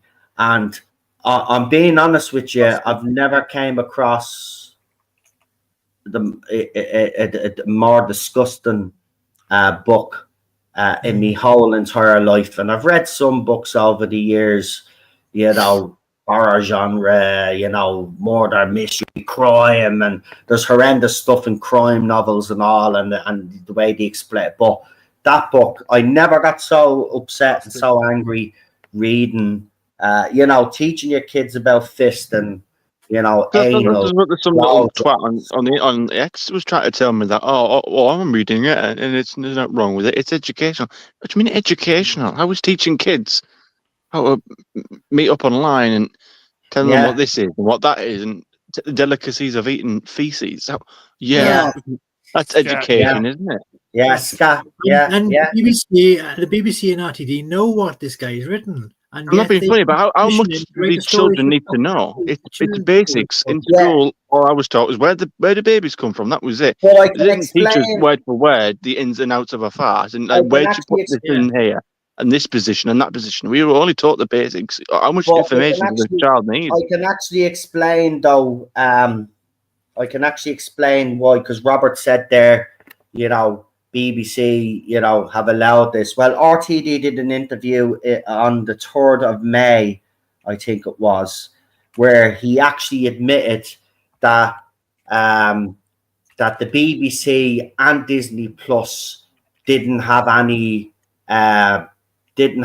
problems in what he was doing. They allowed him to do what he wanted to do. Well, then they're complicit too. Now, I find that actually hard to believe. I do actually find that hard to believe. But he said he wasn't reined in. Nobody told him that he couldn't do this. Now, that's coming from his mouth. He did an interview the 2nd or the 3rd of May. And that article, if you just go and find it, I think someone actually put it in their private chat. That's why I'm bringing it up. It's either in that private chat or I saw it on a thread there. But did an interview where he said that he has a great relationship with people inside Disney and with people inside the BBC. And I got to be honest with you, I think it's harsh shit in what he's actually saying. But he did say that there was nobody there. And the one thing that does ring true, because we all have said it, this is an RTD that hasn't been reined in and is allowed to do what he wants up to a point. And he actually admitted that there was nobody there to rein him in. So he even knows himself. So he's conscious about it, that if he's not reined in, you know, he'll be the good boy and he'll do it the way they want. But the fact is he wasn't reined in. Nobody's reined him in and told him he was wrong. And this is the result. So well done, BBC. By the way, actually well done, BBC, because your golden egg now is not a golden egg anymore. It's Humpty Dumpty, and it's you can't Humpty Dumpty back together again, right? That's what you've done. And Disney, well done. You know, wasting 100 million. You know, fair play to you. I mean, I've never seen a company, you know, throw money at someone like that. 100 million. I just think it's disturbing how RTD has allowed this person to come on the show. And yet RTD will go on a news round and get interviewed by kids. I'm extremely disappointed in him. I mean, to say disappointed actually is quite an understatement. I'm just ashamed of RTD. Concerning, isn't it? Really, it's concerning it's about really weird. Like, if I could sit and ask him that, what would his response be? Is he going to say it's educational? Oh, it's just for confused. But it's just. But we've got to finish now anyway because we do indeed. We do. Listen. I know there's a lot of the panels we've done, there's been stuff that we haven't been able to say or people haven't been able to say. Remember, when the season does end, right, we'll do our final panel of the season finale. And then a week later, then we're going to do a whole panel reviewing the whole season as a whole. And then that you've left that you couldn't say on these panels, you could bring up then. So don't worry, there will be a panel after the season ends and we know the future of Doctor Who, if there is a future. We have to wait and see. I will say this though, if BBC do go it alone, Well, if you bring in any of the same people, even if you get rid of RTD, but if you bring in a Pete Mateague or a Phil Collinson or anyone of that ilk, then forget about it. You're wasting your time. And I'm just telling you, save yourselves the bother and just shelve the show. If you're not willing to bring someone in that we don't know, right, or someone that has worked on a successful science fiction franchise somewhere else, right? If you're not willing to do that, then don't bother bringing it back. It's time now. Listen, you have taken the wrong sort of risks, right? Now it's time to take the right risk, and that's bring someone in that has no connection with this show whatsoever and has had no connection with this show. Now, if you want that new person to come in, right, like I've said, and you want them to get some help, there's a few classic producers that are still alive today that could maybe, help the new showrunner along if you wanted to bring someone in of that ilk to give advice to the new showrunner or whatever. But I wouldn't be bringing anybody connected to the RTD or the Stephen Moffat era anywhere near this show. That's just where I stand on it. Yeah. So what I'm going to do is I'm going to get the lads to do their shout outs. I know PD is already putting the channels in as we speak, so I'll let him do that. I think he's probably finished. Are you finished all the channels in? Grand. So let's go with PD. So who would you like to plug? I haven't been on Rabbi's during the week because I've been at rehearsals, but at the weekend you can find me in Rabbi's chat, keeping the chat safe and listening to Rabbi. Fantastic. And you can catch me here on the Tarzan. I'll be back on Saturday, obviously, and I have a couple of videos coming up for you now tonight. I'm gonna record them now when I'm finished up. Sorry, I just can't get the top of my head. But on speaking of Rabbi, he's gone even crazier. So you know the thumbnails, right? The thumbnails. Well, they were just static before, weren't they? The thumbnails were just static. They were just one picture. It's through AI and new technology. Rabbi's thumbnails are now moving pictures. Yeah, so they now move. I saw that last week. I was like, what the fuck? Well done, Rabbi, but fair play. But yeah, you can catch me here. And of course, I hate to bring it up, but if you can support me, and I just want to give a special shout out to David Mullen, who at the start of the stream bought 5 coffees. So thank you for that. But there is a link to buy me a coffee if you'd like to. If you'd like me to continue my work on here.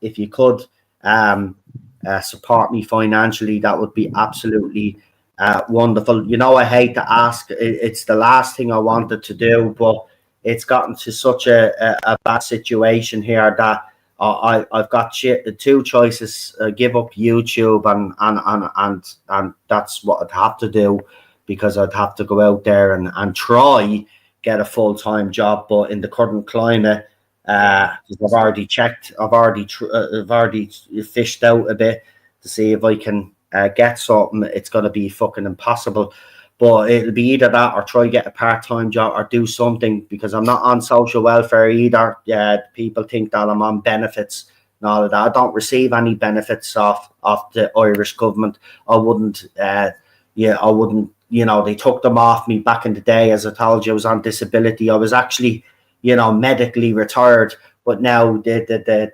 previous, it's the last, 2 governments ago, they took me money away from me because I got married to Cheryl, and because her money combined with my money at the time that we were getting was €8, I think it was €8 over the threshold. They took all my money away from me, so I don't get any money. The only revenue that I've been getting, or any money that I've been getting over the last couple of years, as you know yourselves, is through YouTube.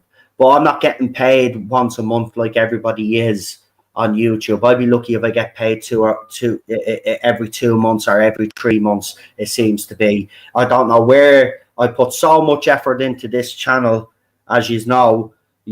Doing all the streams that I've done, the little videos, and it's not making an impact to me revenue, and I don't know why. I don't know if I filled in the tax forms wrong, but they wouldn't be paying me if I did. So I don't know what's going on, but it just seems to me that I don't get paid like everybody else is getting paid. And I've said that over the years, as you know. It's been happening to me a long time now. So, you know, I've no choice. I'm trying to figure out ways to fucking keep myself afloat and keeping Cheryl afloat. So if you can, supporters, there's a buy me a coffee. As I said, it's £2 or something a coffee. It's there if you can. You know, I know everybody's a bit hard up at the moment as well. So if you can give, I'd be really grateful. And thank you for tuning in to another wonderful live stream with all my wonderful guests, because I do enjoy these live streams. But as I said to David Mullen, he doesn't be in the chat, but he does leave a comment in the comments section. As you know, he's always there with his big long comments and has a lot to say. But I want to thank him for supporting me, for buying. I think he bought 5 buy me a coffees. So thank you for that. So I'll hand you over. David. So thank you, David. I sent him a little message on buying me a coffee as well. So send your super chat and we'll read it. So yeah, super chats are still available, but you know, I don't really push the super chats anymore. You know, because you know we've had super chats on for what 7 years now. You know, so I don't ask. You know yourselves, I never do. I never have. It's the last thing. I've always said it was the last thing I wanted to do. But I have no choice. If you want me to continue on YouTube, you know, it's the only way that I can do it moving forward. If not, I'm just going to have to listen. The fact that I was medically retired, it's going to be almost impossible for me to get a job, you know. And I was medically retired by doctors that were hired by the fucking government. But because the government changed, everything changed. This is what happens when there's new governments. Like, yeah, I know. Well, I meant one thing work. They set it up, and then I can medically retire. And now they're telling me no. You can work now. They David Cameron you, yeah. Yeah. So it's poxy, lads. You know, and there's nothing to do about it. You know, we've tried to. I've went back to the social welfare and all. They're giving me the run around. You know, they won't even look at the medical stuff anymore now. And they make you jump through ridiculous hoops. It is. It's look. This country is probably the same in the UK, but when it comes to disabilities and it comes to mental health in this country, in Ireland, it's absolutely disgraceful. It's awful, and I think it's the same in the UK. I think it's the same in most of the world. It is. They're really taking away from the mental health side of it. They're really going extreme on the physicality. So if you can't walk like more than a bus length, like you have to be that bad, like then that's it. They really are trying to shy away from the mental health side of it. It's kind of why they took mine away, even though I'm not mentally. If the mine's not more mental health side, because someone like a mental disability is still a disability. But you know, it's by the by. Is what it is. Yeah. Anyway, Cinnamon, let everybody know what you've got coming up on your channel, because I know you the last time you were on, you were talking about gaming streams and stuff like that. Well, yeah, I've got a few of the Walking Dead Telltale games actually going up, and you know, for something, if you want to watch actual something with a decent story, actually, it's more than decent, it's a fantastic story with actual characters who have real motivations, and you know, all that jazz. You know, actual well written stories and episodes. You know, watch that. You know, don't watch this stuff. Seriously, I know it's a video game and it's not everyone's cup of tea, but it feels more like a TV show. It's not your average video game. But I'd really recommend you check it out. I got the first part of The Walking Dead for free. You can get you got on the PlayStation Store. I was going to buy the other episodes, but the fact that this game was so constricted and you had to kind of, you know, it's interesting the way they do it, but it's not my type of jam. But if you are a fan of The Walking Dead, man, you'll be a fan. You'll be a fan of the games. They're generally really good because the set, it's not its own thing. Like if you watch them, I think you'd probably prefer to watch me play it than play it yourself. Maybe I don't know, but it's set in the same universe as the comics were, so it's hence the sort of the cartoonish style. So it's not in the TV universe with Andrew Lincoln and all that. It's in the comics universe. So that's good actually, because then it's not just some not canon thing. They include it. So yeah, if you want to watch that, then it's on Cinnamon Toast Crunch on my channel. But yeah. Fantastic. I just saw someone put a post up from John the White there back in January 23rd.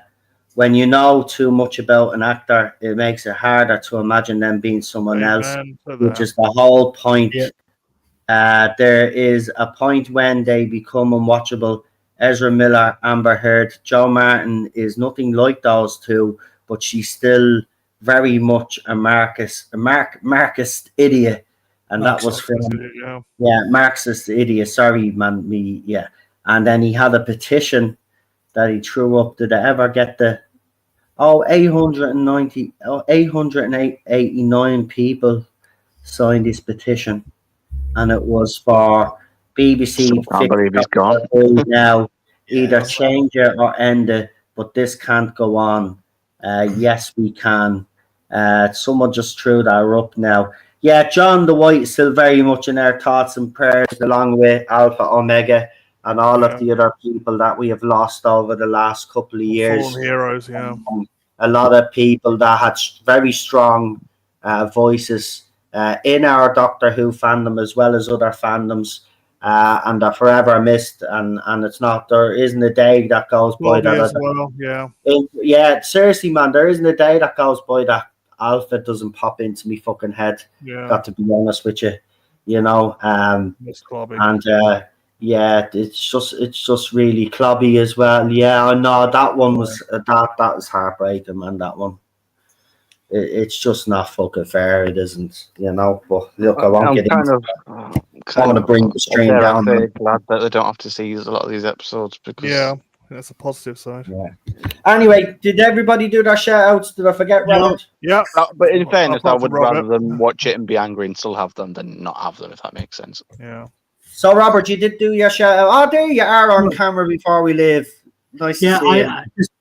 Thanks to PD for putting my website, my YouTube channel up. Your thing. Well, all I do on that is the occasional model airplane sort of things, and that's a nice paint job. Oh, you were PD, the PD Tiger Print shit together as well. Actually, I don't have the patience for that shit, Robert. To be quite honest with you, do you know what? Do you know what though? Do you remember I told you a couple of years ago I had the fucking model of the Titanic to put together? Yeah, I still have it in its box. I still haven't opened it yet. Still haven't even done it. It's still there, man.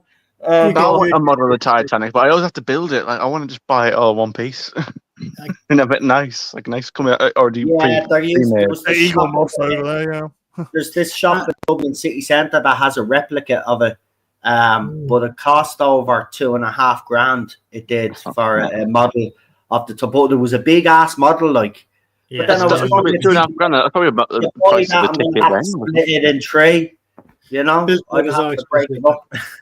What I wanted to say in regard to people we've lost over the years, especially Men's Health thing, I saw Liz Kershaw put up a link to, on X, the DJ, put about prostate cancer to check in the PSA check. There's a change.org, I think,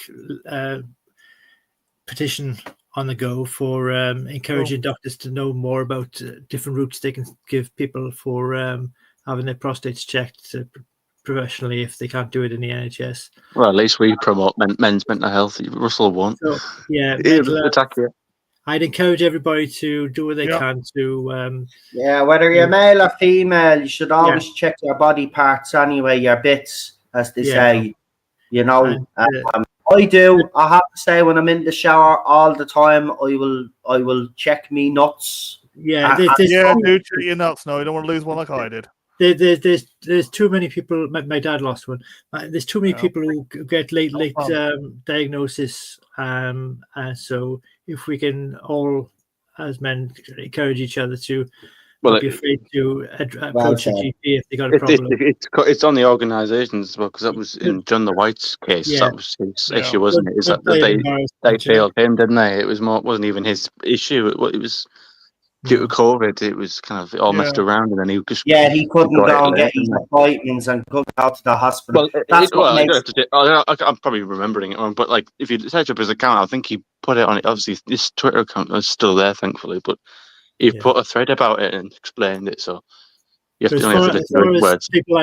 as far as people I'd encourage to look at anything, Yeah. there's lots of information out there for health, and just spread your interest of Yeah. anything Doctor Who. Don't get too worked up about Yeah. it because they That's don't it, care man. about it. But better safe than sorry. Can I just Yeah. add to that quickly, Noel? Mm-hmm. If you think you've got something wrong with you, always go and get a second opinion. That's what saved my life. yeah, If I didn't do that, I probably wouldn't be 43. yeah. Well said. And listen, we don't want to end the stream on a bit of a bummer, but it's true. Always, Yeah. if you're not happy with the diagnosis or anything like that, you are free to get a second opinion. Always Yeah. remember that. Always do. Yeah, let's think about it positively as far as we take control of our health and we make awareness of it and don't die of embarrassment, There's That's nothing it. about it. Doctors have That's seen it. it all before, Oh, and they're not yeah. going to laugh or point or say, you look just the same as a lot of people from the waist down. They don't Yeah. care. They just, Yeah. they But just listen, I'm not embarrassed by it. You should always, People are, especially men, check your bits, because Yeah. Always do. because your bit. Look, as an individual, you know what your bits feel like, and you know what they should feel like, and if they don't feel like they should, then you know Yeah. that there might be an If issue. your epididymis is Don't be hard, embarrassed. if your epididymis is hard, go see a doctor ASAP.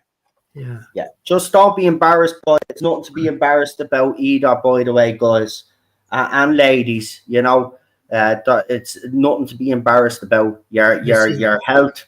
Your health is very important, and Yeah, show a professional doctor your genitals, not Juno Dawson. No, Don't be doing that. Don't mention that. No, Jimmy D now. Jimmy D. Jimmy D, Jimmy D. Jimmy D Jimmy now. D. We're gonna Yeah. Jimmy S. Jimmy D. Anyway, I will see you on Saturday for Jimmy D's episode. To all my panelists, Robert, Sick rumor. thank you for coming on. Everybody. Cinnamon Toast, thank you as usual. PD Rich, and of course we had Jack on earlier, and we had Lee on as well, aka Problem Being, and in the chat, everybody that took part Everybody as well. in the chat. Thank you very much. We will see you on Saturday for my live reaction to this interstellar whatever Cool. content, Yes, yeah. whatever. Come and hear the suffering on his channel and the groans and the expletives and everything that'll be here for this episode. Yeah.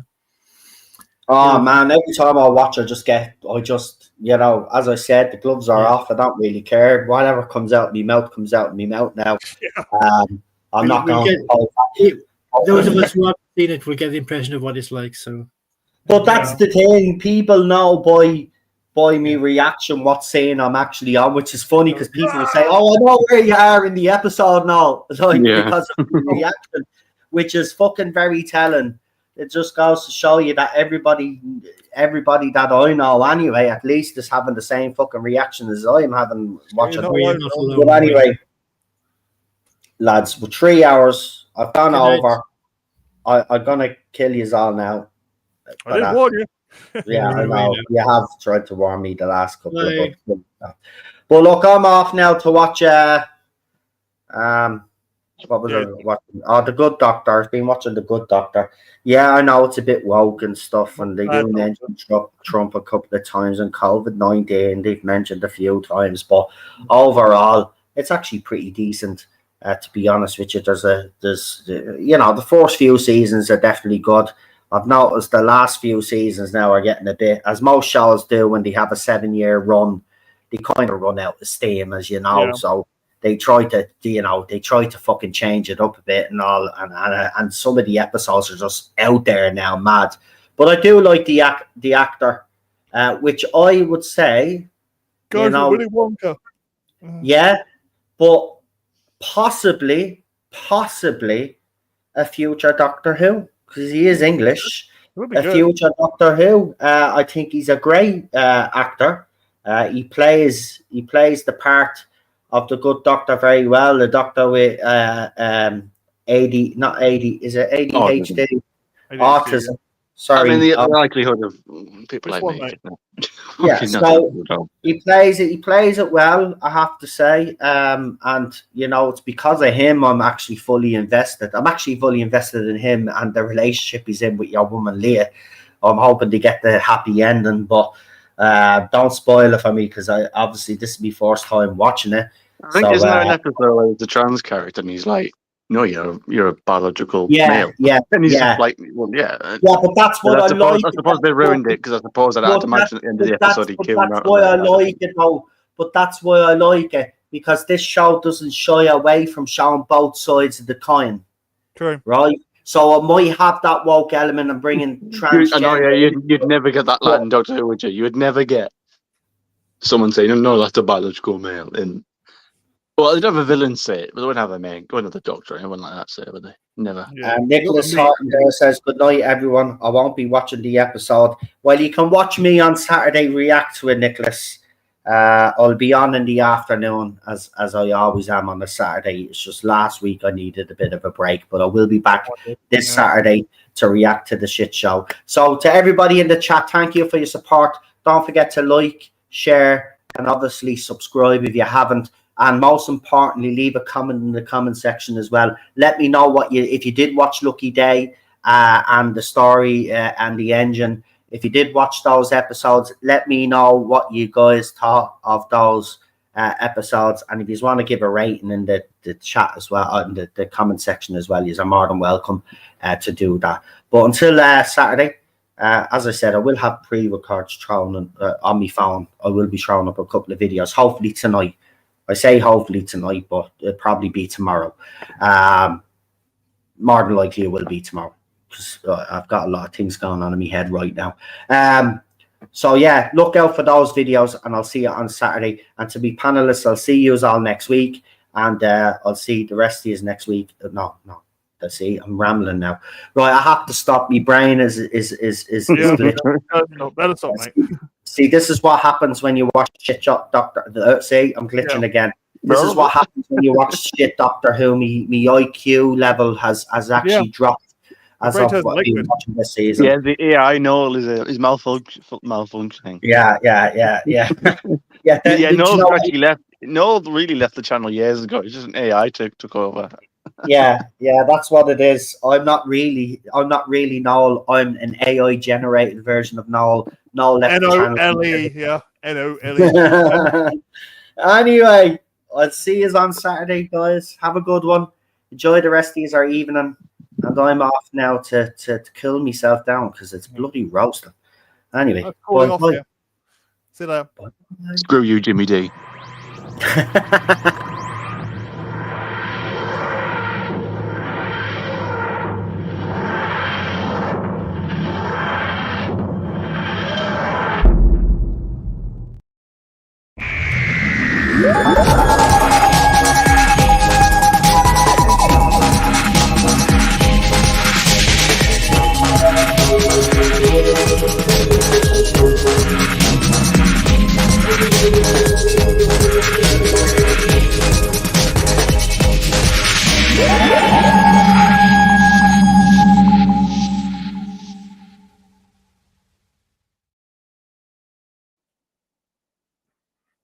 Oh, just one more thing. I was going to just end the stream there, but Robert, I just had to react to his. He says, as someone would say, go away now.